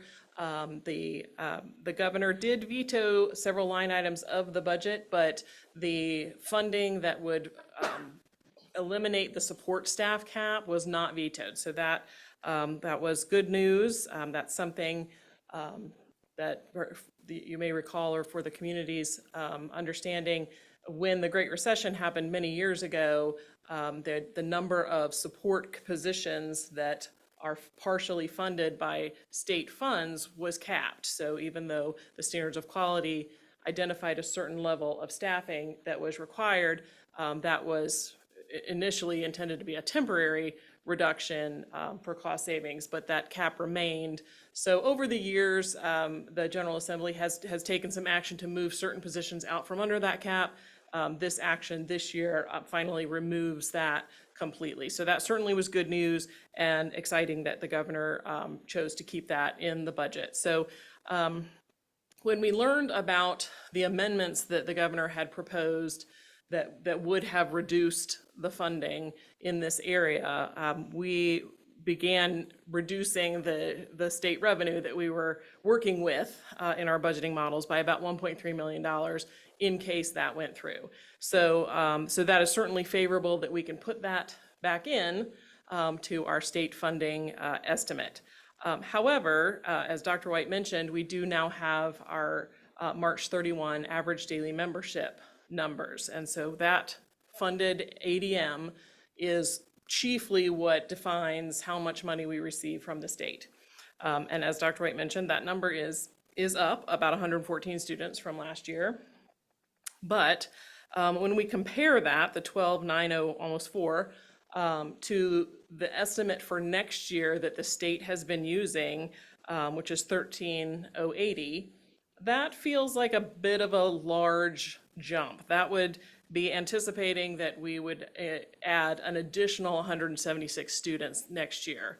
That feels a little bit aggressive. We usually like to be a bit more conservative when we're estimating funding, because certainly I would love to be able to say our enrollment is higher than we thought, so therefore we're going to receive more state money than we thought, rather than the other way around. So, so based on that, we are recommending that we pull back a little bit on the average daily membership that we use when we're budgeting and calculating projected state revenue to 12,984. So that will reduce our projected state funding by just over $880,000. So that's still a net to the good. We put that 1.3 million back, but then we're taking 880 out. So so I did want to share that. On the local side, as Dr. White mentioned, so we do have an approved budget at the local level now that was approved yesterday. It does keep funding of education at the 24-25 level, so just under $107 million. Also, some changes to the school funding policy were approved yesterday. So I just have that included just for your reference of what was changed. Just the first couple of paragraphs, actually the first paragraph, and then a new second paragraph was added to reflect the changes for this year, at least the coming year, to flat fund the school division at the current year level. And then that first sentence was changed to formerly said an amount equal to 40% of local taxes. Now it says up to 40%. So those are the two changes that were approved by City Council yesterday on the local level relative to schools. So to kind of summarize where we are on the next slide, I have sort of a high-level comparison of our initial budget estimate from March and then where we are today. So you see that we have been able to identify some savings and some areas of cutting on the expenditure side, and then I have noted the variances in revenue that we just discussed.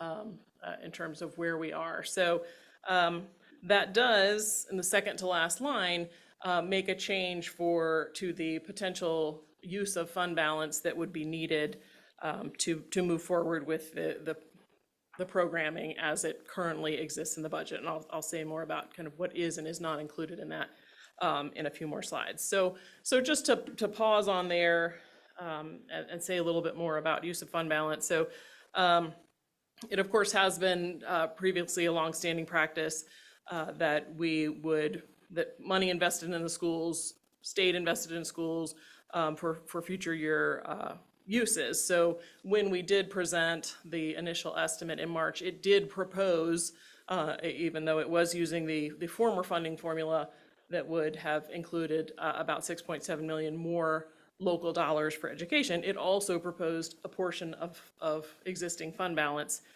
to be used just under $4 million. So that's where that difference comes in. If state money is a little bit less than we anticipated, if local funding is less than we anticipated, then we would propose, we have cut expenses some, but we would still propose utilizing a larger portion of fund balance to make ends meet for the coming year.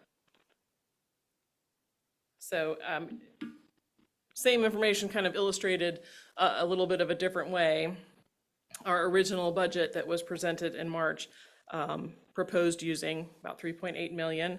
If we add the variance between the initially proposed, the initial formulas proposed funding of schools for the local level and the variance in state funding, reduce the expenditures that we've already identified to pull out, that gets us to that almost $4 million of use of fund balance that, based on where we are right now, we would be requesting to utilize to get us through next year's budget. So the big question is what is and is not included in all of that.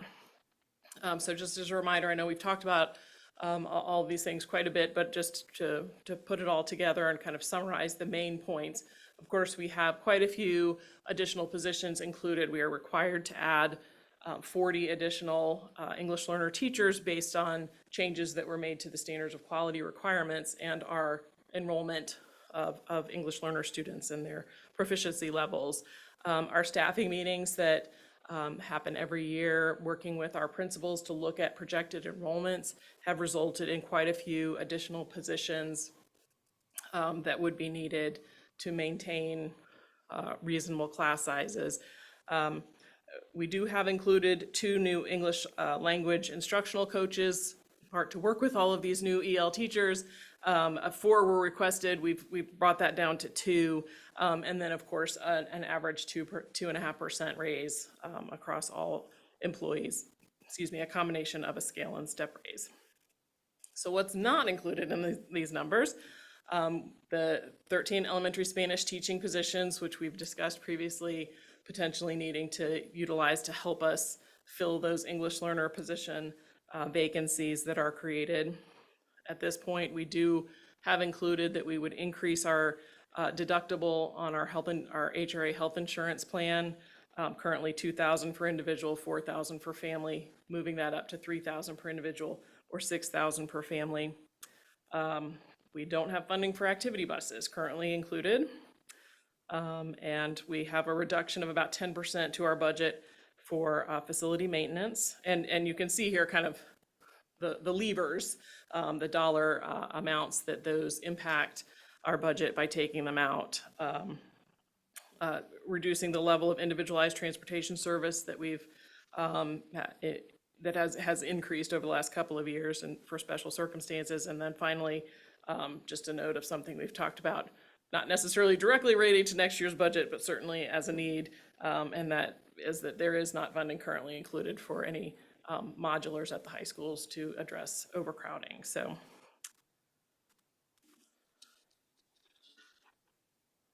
lastly, just kind of a summary of where we are. As Dr. White said, we are still in ongoing communication with the city to get additional guidance on changes in how our funding will work and that sort of thing. And we will bring to you sort of final considerations for the budget at the workshop at the end of this month for further consideration and discussion in advance of bringing you a budget for hopefully for approval at the June 10th meeting. So that is what I have for you this evening, and I'm happy to take questions or comments. Very good. Thank you, Ms. Jackson. Yes.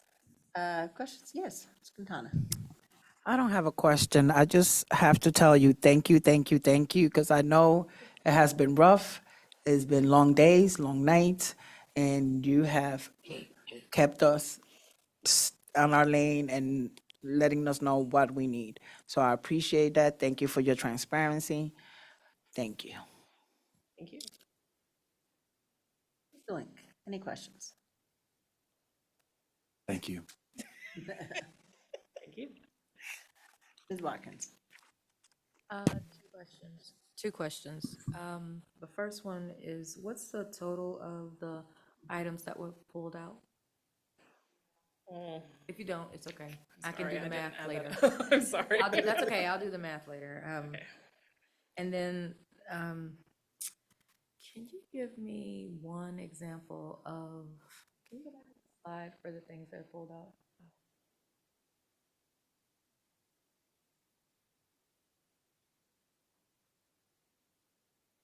Using it. You want to see the list of costs? Yeah, if you could just back up to. Okay.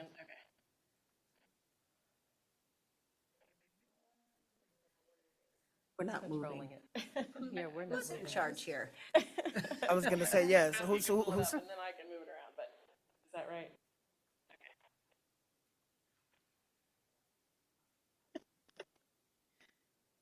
I'm sorry.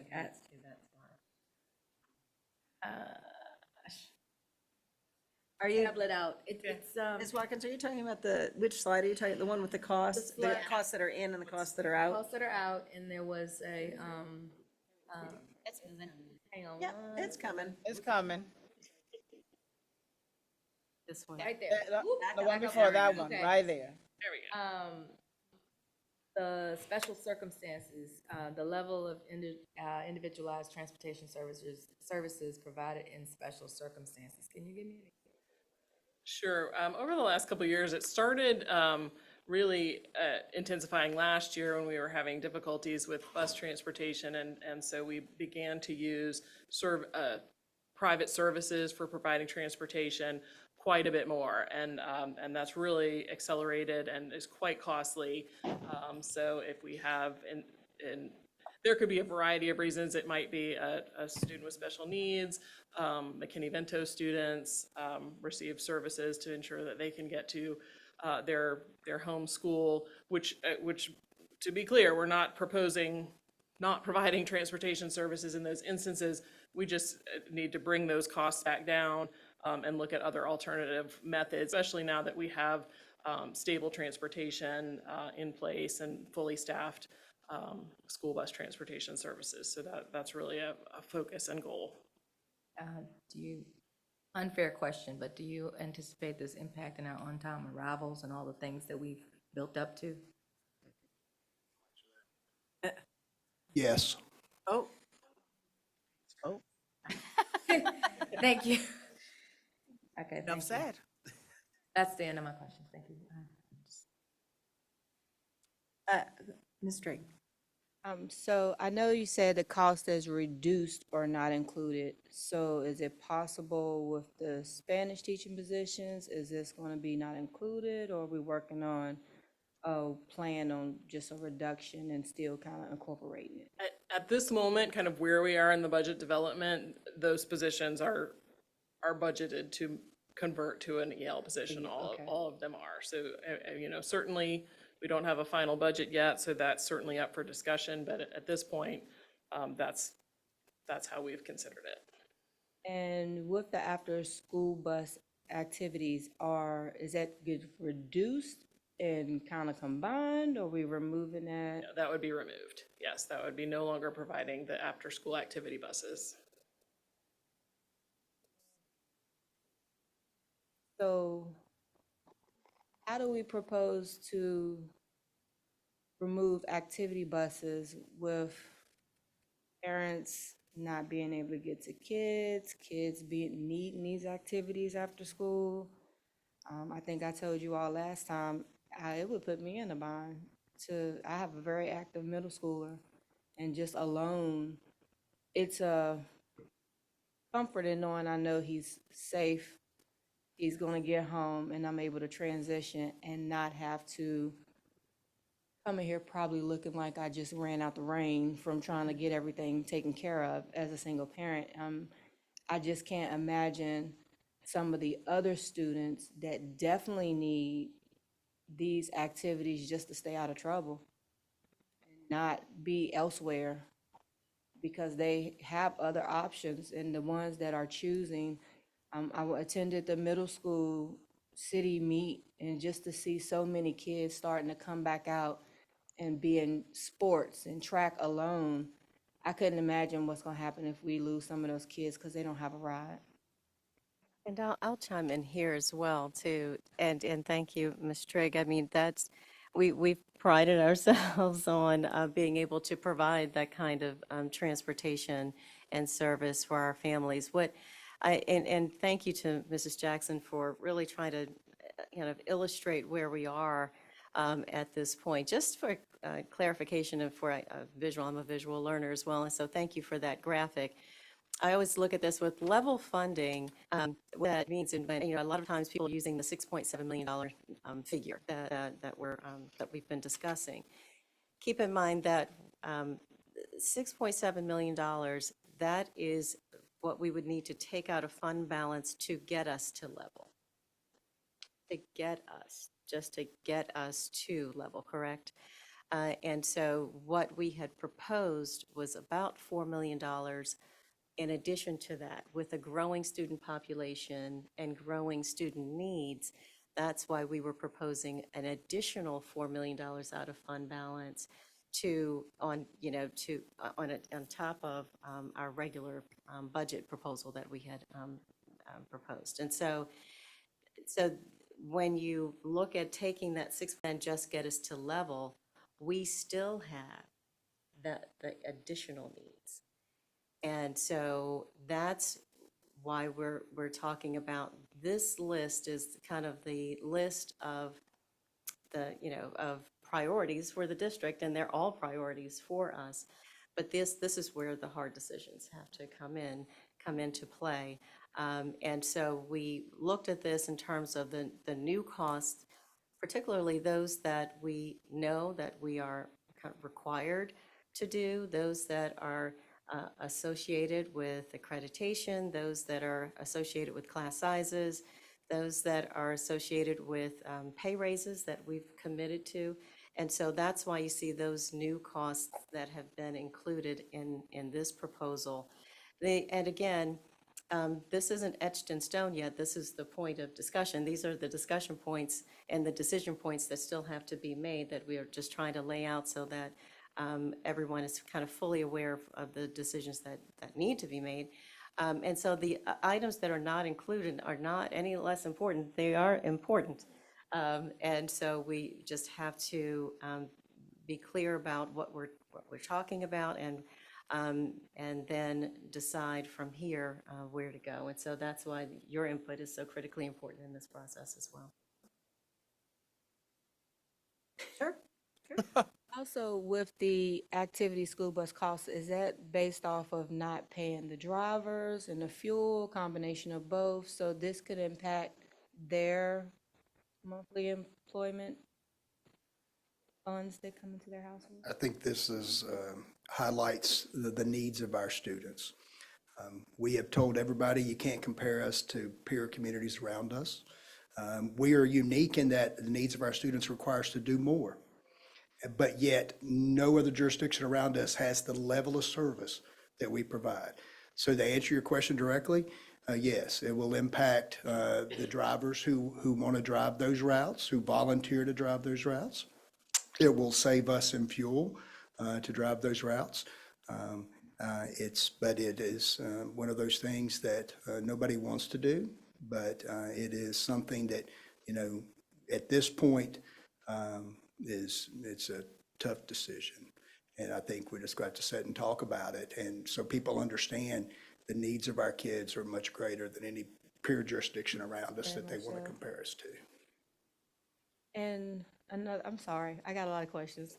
With the level of individualized transportation services, that pretty much gears to like our special education students that go to get the services they need and then able to go back to their home school? Is that what that is? It's not exclusively, but that is a Part large of it. portion of the funding that, that we would, for, depending on whatever the need might happen to be, that our response has been to contract with an outside provider as opposed to using our school bus transportation provider over the last couple of years. I don't know, the high school, we just,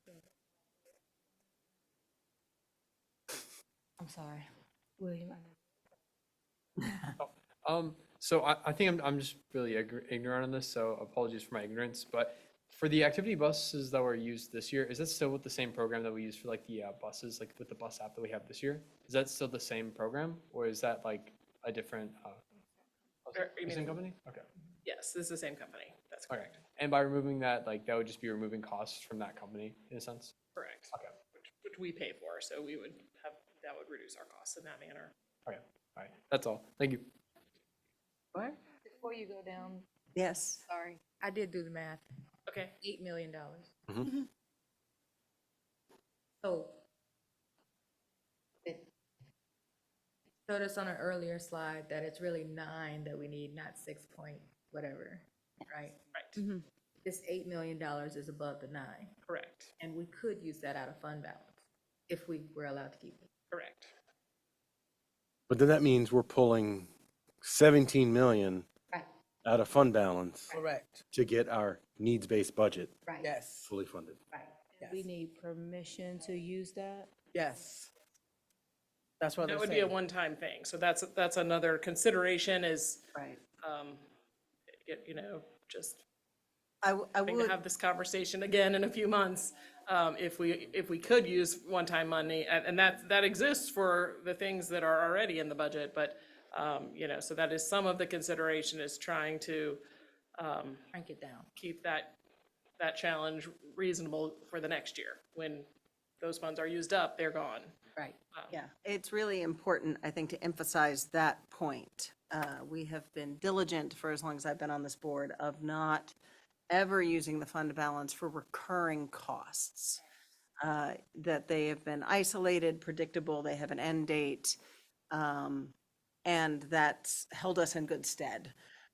So that, I think it's a really important point, which you're pulling out now to point to, is that, yeah, even if we cover, which we won't be able to cover all of these things, there'd have to be more public hearings and process, there'd be a lot of, there's a lot of hard decisions coming, I think.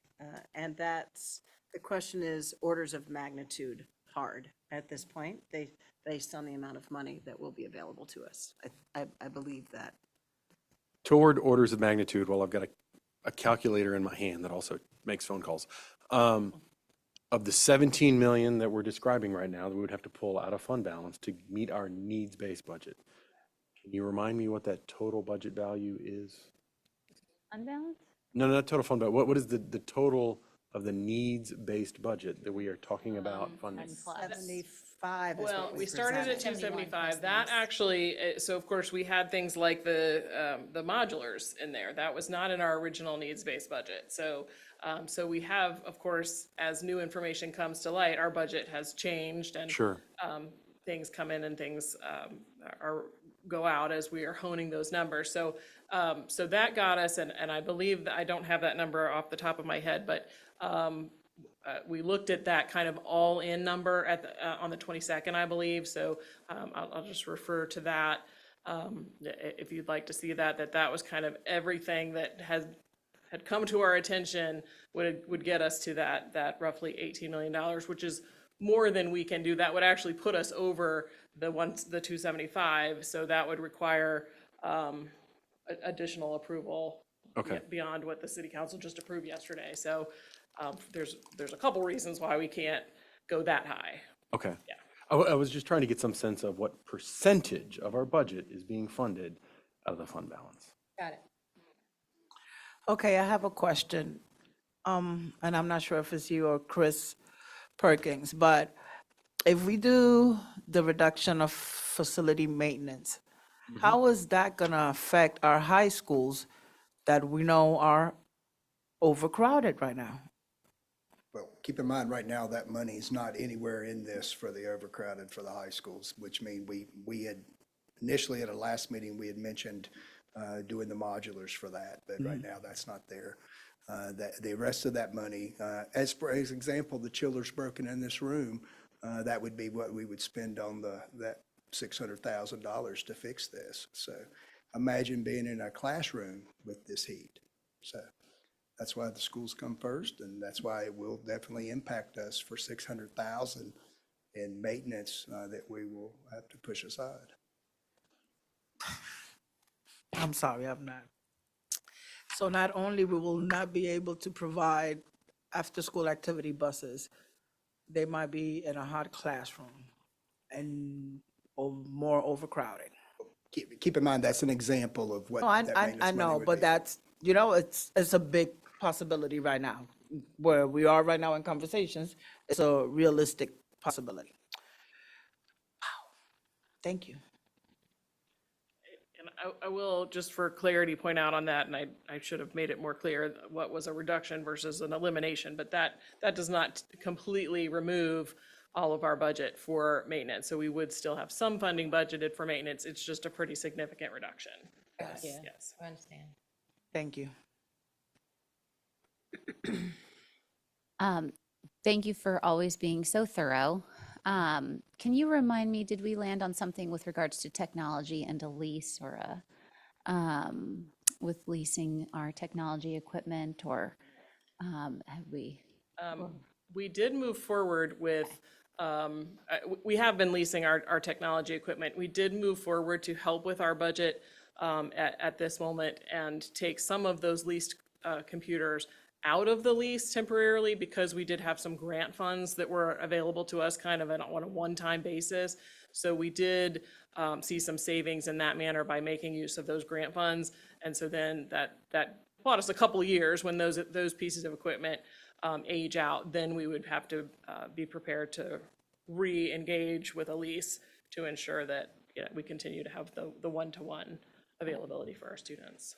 I also wanted to applaud your department for you noted a couple different times in your presentation where we actually got to kind of put money back into the budget because of grant funds. And I think things like after-school activity buses and facility maintenance, these are things that there's potentially grant money, and I know that your department and other departments will explore those options, and like you have with, the security personnel and and various things. So it's not things that we budget on, but it's things that help us to build up or use less of our projected expenditures. So additionally, things like the individualized transportation services is something that was noted as an overly large expense that has kind of, as our transportation services by Zoom have made us more stabilized, something that, to be fiscally responsible, we would be reevaluating this anyways to make sure that we are, using our money wisely to get our kids to school. And just because we might not be able to afford it now with regards to the modulars or however that's going to go, it's not going to go off the table as something that needs focus by our division.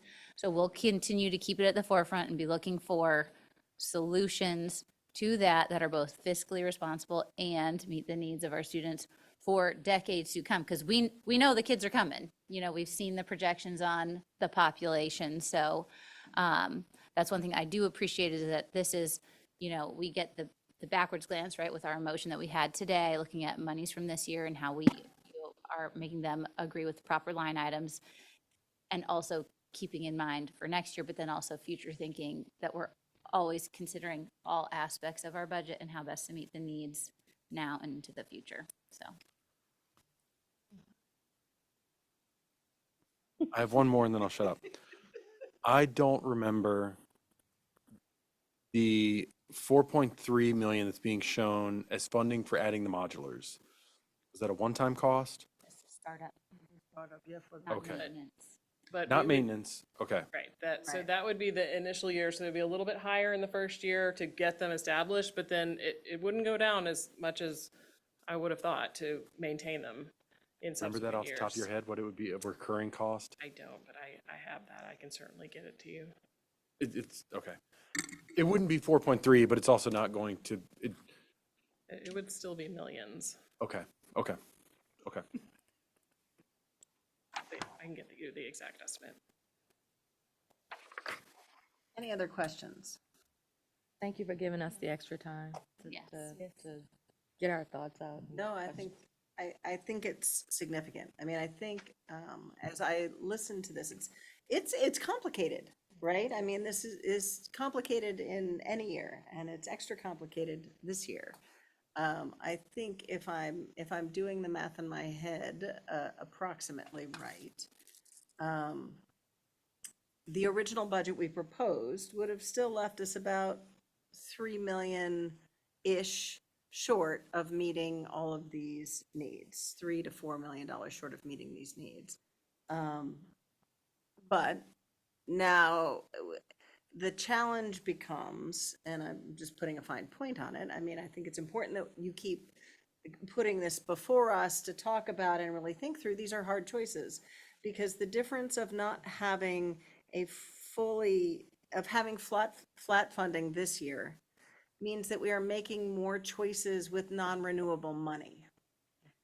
And that's the impact. So, we all heard about the possibility of being appropriated that money for next year, but those are still one-time monies now as opposed to recurring monies. And that makes a big difference for planning and strategic motion in our world. So I think that's really important so that people understand the budget we proposed, even if we end up with the same amount of money, which would be great. Yes. The way you get the money, when the way we do these things matters. And the way we might get this money is different for planning purposes. So for clarity, I think it's really important that we come to that understanding, because these are important. I mean, shoot, we're not even talking about the increase of the deductible for our employees. I mean, every single one of these has a deep personal cost. And ultimately, we're going to have to figure out what we're going to approve. It's just bugging me. If we got everything that we needed to get for this year, and we don't have that fund balance, don't we pay for some things up front and use the fund balance, or use some type of, don't we have some expenses that we have to pay for up front and then reimburse ourselves for later? Like, how do we manage that without somewhere to pull it from? Well, that's part of the ongoing conversations that we need a little bit more clarity. Ultimately, once we understand kind of how the direction that city council chooses to go, that is absolutely an important point. There's a lot of our expenses actually that happen prior to certain revenues coming in. Almost all of our grant funds are paid on a reimbursement basis. So we have to spend those monies up front and then request reimbursement out of the grant funds. So that is one of the ways that fund balance sitting there has helped us to manage cash flow, to manage the ins and outs, and ensure that just because maybe some state money that doesn't start coming till January, we haven't gotten it yet, we still have to make payroll in September and October. So that is definitely a use for that. So that's something that we'll have to get more information on depending on what the decision is. Okay. Yeah. Yeah, that was bugging me. Thank you, and thank you. Yeah. Fund balance is fluid and Okay. and utilized. Okay, that's what I thought. Okay. Yeah, no, I think it's really important. Are there any additional questions? Because, I mean, by our next meeting, we're going to get a preview, and we will be voting on a budget in June. June. First, yeah, our June meeting. So now is the time to really be thinking these things through. there's still some things to come into play, but now is the time to be asking questions. So, for sure. And especially because of the really the domino effect, because I know we're talking about the next fiscal year, but we really need to think even a year ahead of that. Right. Particularly if the percentage is changing, so instead of exactly 40%, it's up to 40%. And if they're kind of really tapping into the fund balance now, and then thinking about some of those expenses that we kind of going in and out of fund balance throughout the school year.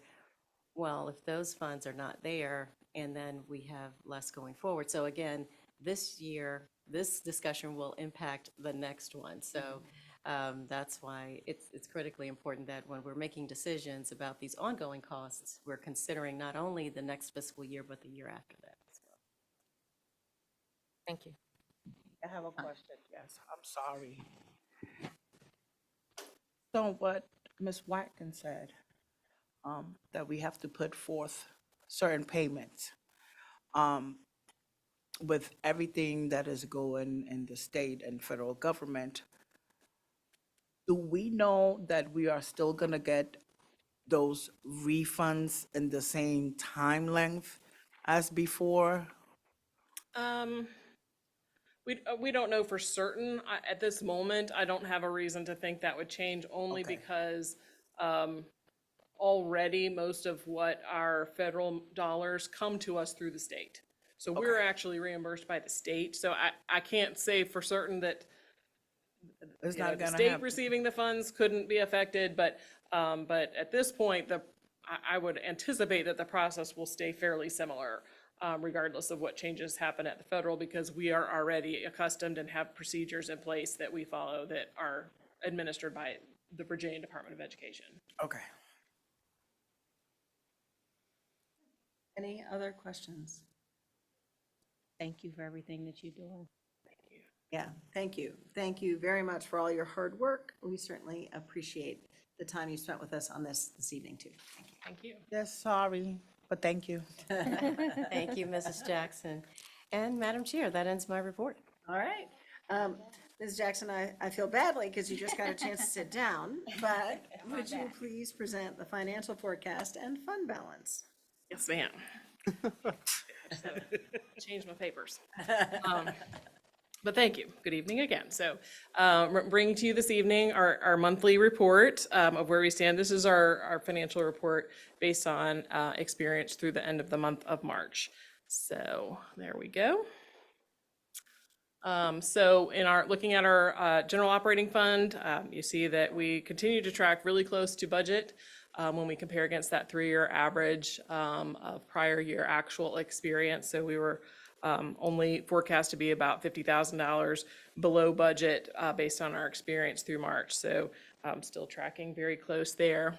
On the expenditure side, we are continuing to be below budget, which is what allowed us to do what we asked you to do earlier in the meeting so that we can move forward with those textbook purchases. So as of the end of March, we were forecast to be just over $4 million better than budget on the expenditure side when we compare against that 3-year average. So we did adopt a budget initially that proposed using about $1.75 million out of fund balance in the current year. So were we to end the year based on our experience through March and not buy a bunch of textbooks, we would likely be in a position to end the year adding a little over $2 million to our fund balance. So well positioned to be able to move forward, fortunately, with those textbooks that are required. So when we look graphically at our total fund balance over time, how that's changed, and the portion that's committed would be up a little bit if we weren't doing that purchase that we are now anticipating.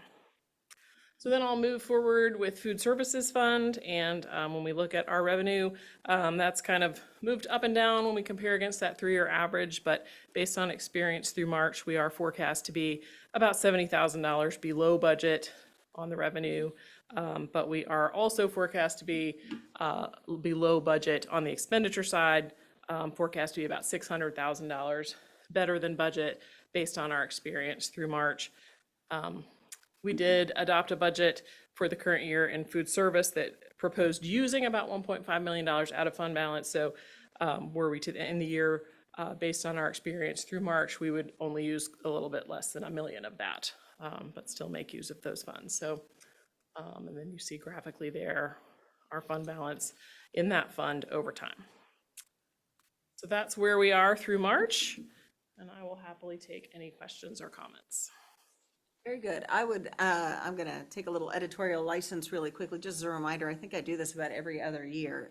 When we look at what we put back into fund balance, this is something that has come up over and over again in my tenure on the board. When we look at what we put back to fund balance, I would just like to remind everybody, when we're talking about putting back maybe $1 million, that is a lot of money to you and me. That is less than 1% of our total budget. That is tight financial budgeting. I just want to be clear that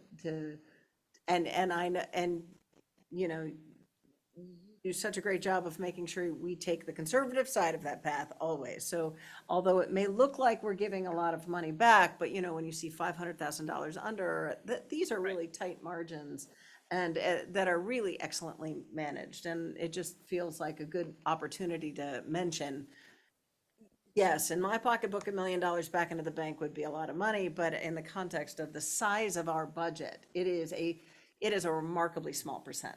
So I just would take that. And then with that, I will ask if anybody else has any comments. I just wanted to say, you know, this is finishing out what it would be my third year on this board, and the financial forecast has been a part of every board meeting that I've been. So I've not known anything different, but I did, you know, take a little time to do some research and just to know how long have we been following this practice where we get to see, are we on track for the year? Are there things that are unexpected that have come up? How is it impacting, you know, our expenditures and our revenues during the year? And as far as I can tell, this level of fiscal stewardship and monitoring has been going on since you took your position. I'm not exactly sure when but October of 2013 on a monthly basis. So, you know. Predates me, actually. Got it. I adopted in large part this format that you see, and so, you know, if it's not Rogan, don't fix it. So, so yeah, that definitely predates me. Got it. Well, and so I just appreciate the constant monitoring of how we use our money and even how we monitor it, because I know we adjusted, is it 3 years or 5-year average that we're comparing against in light of COVID and things like that, and always trying to fine tune how are we doing on our budgeting properly, and on our expenditures and our revenues, and being responsible fiscal stewards with the monies that we get on behalf of our students and staff. So thank you. Thank you so much for all of your hard work. Is there anything unusual to report with our financial statements?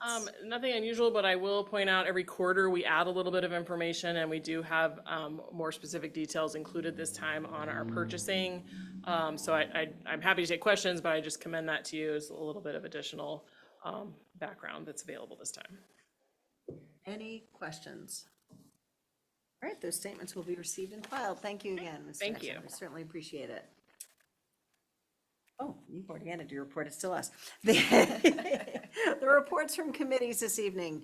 We'll go through, I know that the audit committee meets tomorrow, but are there any, we'll just go down the line, if there are any committees to report out this evening. I'll take us, I don't know who's had meetings. Ms. Quintana, you have Yes. a report? Yes, I have from the Superintendent's Policy, Governance, and Legislative Priorities Committee report.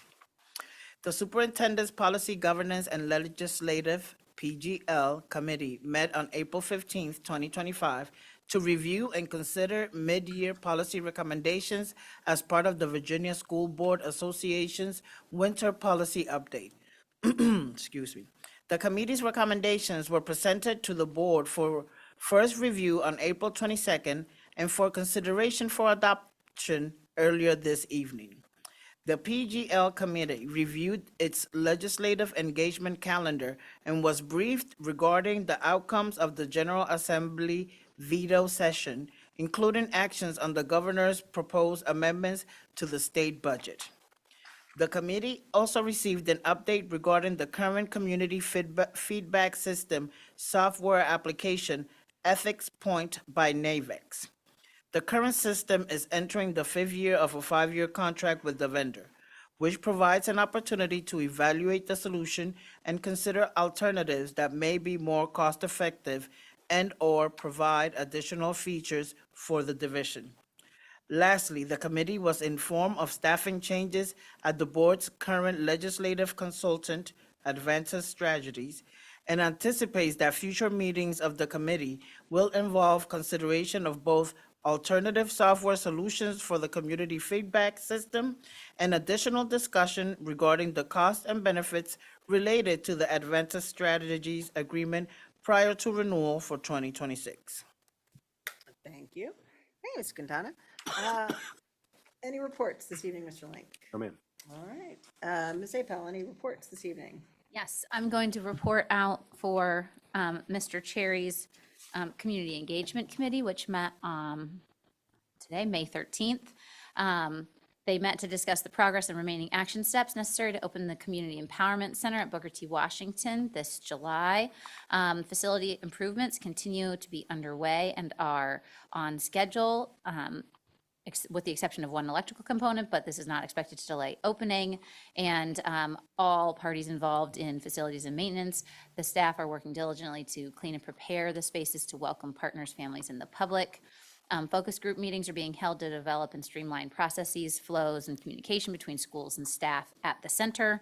Committee members recommended preparing a set of videos highlighting the partnerships and services at the center. There's a wide range of partnerships of organizations that have committed to providing programs, services, and resources, upwards of a dozen at this time, and this list will continue to grow leading up to and even after opening the center, such as Roanoke Public Libraries, Greater Roanoke Workforce Development Board, Star City Robotics Club, and more.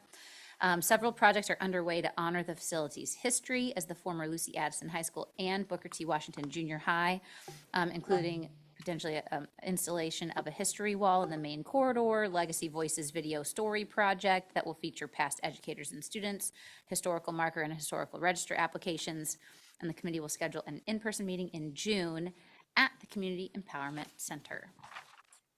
Very good. And then the Budget and Capital Expense Committee met this morning, and basically we got the same information that you all saw tonight from Ms. Jackson regarding the state of our budget at this time.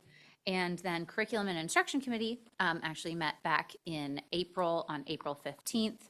And at that time, we discussed some SOL simulations and data updates and principal meetings with data analysis down to the student level. There were updates about textbook adoptions, which we have since taken action on with regards to English language arts, or that we are in the adoption process. English language arts, math, and history and social sciences. The Early Literacy Academy has now taken place on April 29th, but that was previewed at that meeting. That was the third event of the year. There were summer programming updates regarding the STAR program and when invitation letters were to go out, and that has already taken place now as well at the end of April. There was information on updates as far as learning walks and how that is informing staff development to those results. There were some previews of restorative practices and how our discipline numbers are looking. And I know we got a preview, I think, at the retreat, and the numbers were way down on our out-of-school suspensions, but they're even more significantly down. So I think whenever we get those numbers, it's going to be pretty staggering, whether that's a combination of transportation, restorative practices, cell phone policy, parent engagement, all of those things.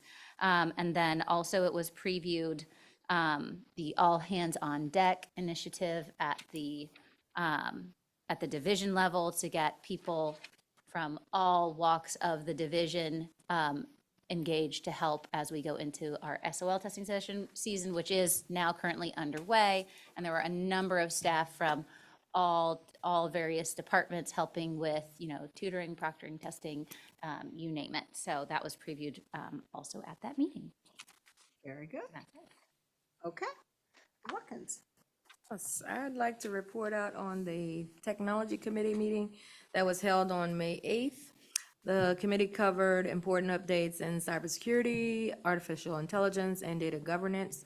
As it relates to cybersecurity, RCPS is closely monitoring changes to the federal cybersecurity support programs and is working through an RFP process to select vendors that will help us enhance digital resource management, implement multi-factor authentications for students, student identities, and conduct a comprehensive network audit.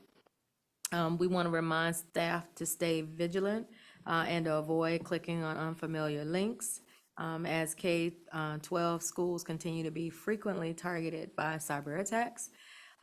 In the first quarter of this year, over 800 advanced threats and 450,000 phishing emails were blocked.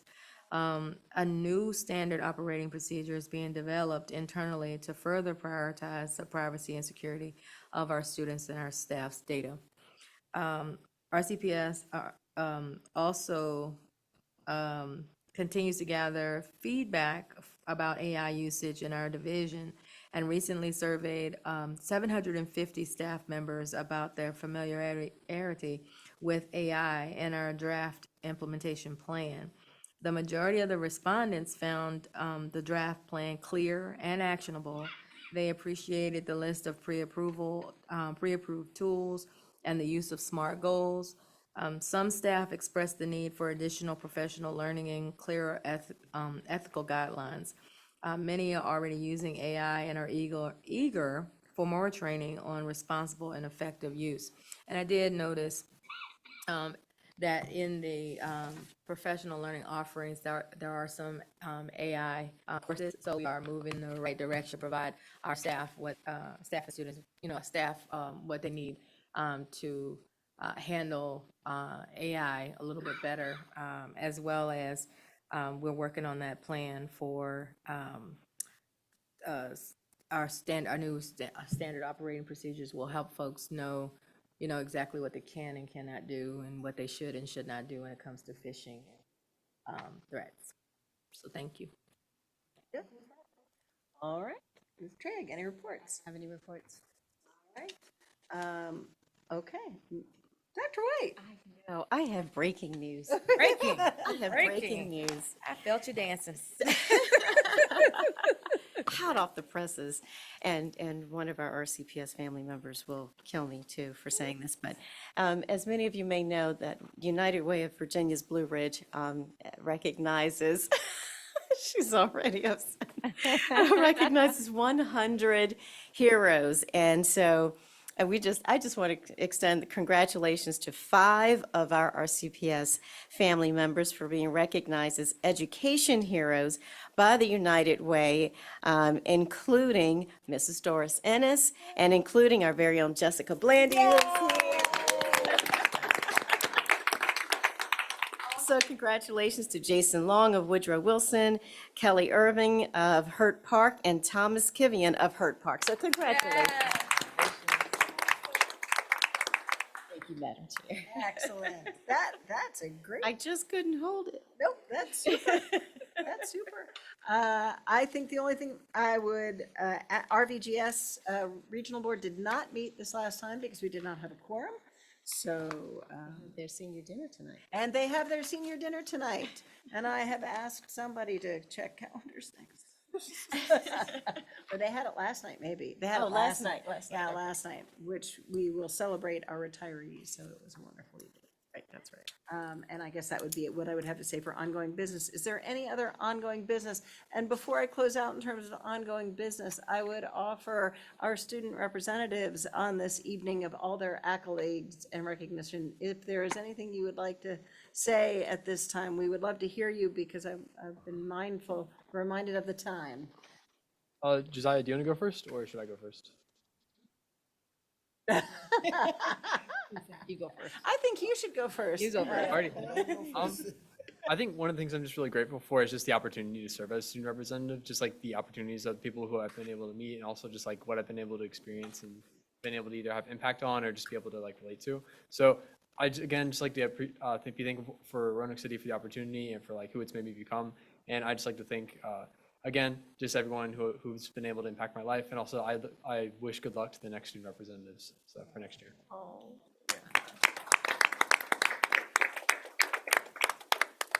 I just want to encourage other future seniors to please take this opportunity.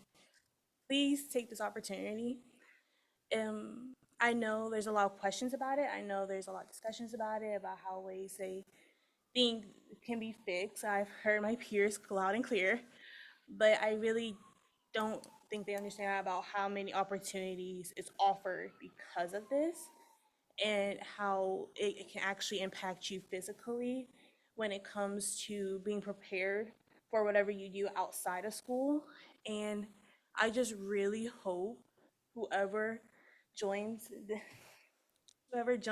representative next year, that they love it just as much as I did, even when I was sick and I had to then go, but I was like kind of disappointed. But when we just, it is important and it does make a big impact. And even if you don't see it, and even if you don't think that they're listening, they are 100% listening. They have made that very clear to me when I was in the beginning, and I just take full advantage of it. And whoever becomes the next student representative, I wish you the best of luck. And yeah. Thank you. Very good. Very good. As we look ahead at the reminders, there's a number of events that are coming up and that are listed on the agenda. And of course, on June 5th and 6th, the graduation of our student representatives is right around the corner, and several meetings. I'll just call out specifically May 22nd, the CTE extravaganza at Daytech. A lot of cool things going on and busy things as we round out the school year. Now, we actually have a closed meeting. Is there a motion for that closed meeting? I move that the board convene in a closed meeting to discuss specific Roanoke City Public School officers, appointees, or employees for the purpose of considering such persons' assignment, appointment, promotion, performance, demotion, salary, discipline, or resignation pursuant to Section 2.2-3711A1 of the Code of Virginia. Is there a second? Second. Ms. Tresky, will you please call the roll? Mrs. Apel, Yes. Mr. Link, Yes. Ms. Quintana, Yes. Ms. Trigg, Yes. Mrs. Watkins, Yes. Dr. Jamison. Yes, and we will not take any action at the conclusion of the closed meeting. Thank you all. You. Please, I don't get to bang the hammer. Not yet. Not yet. Just like It's coming.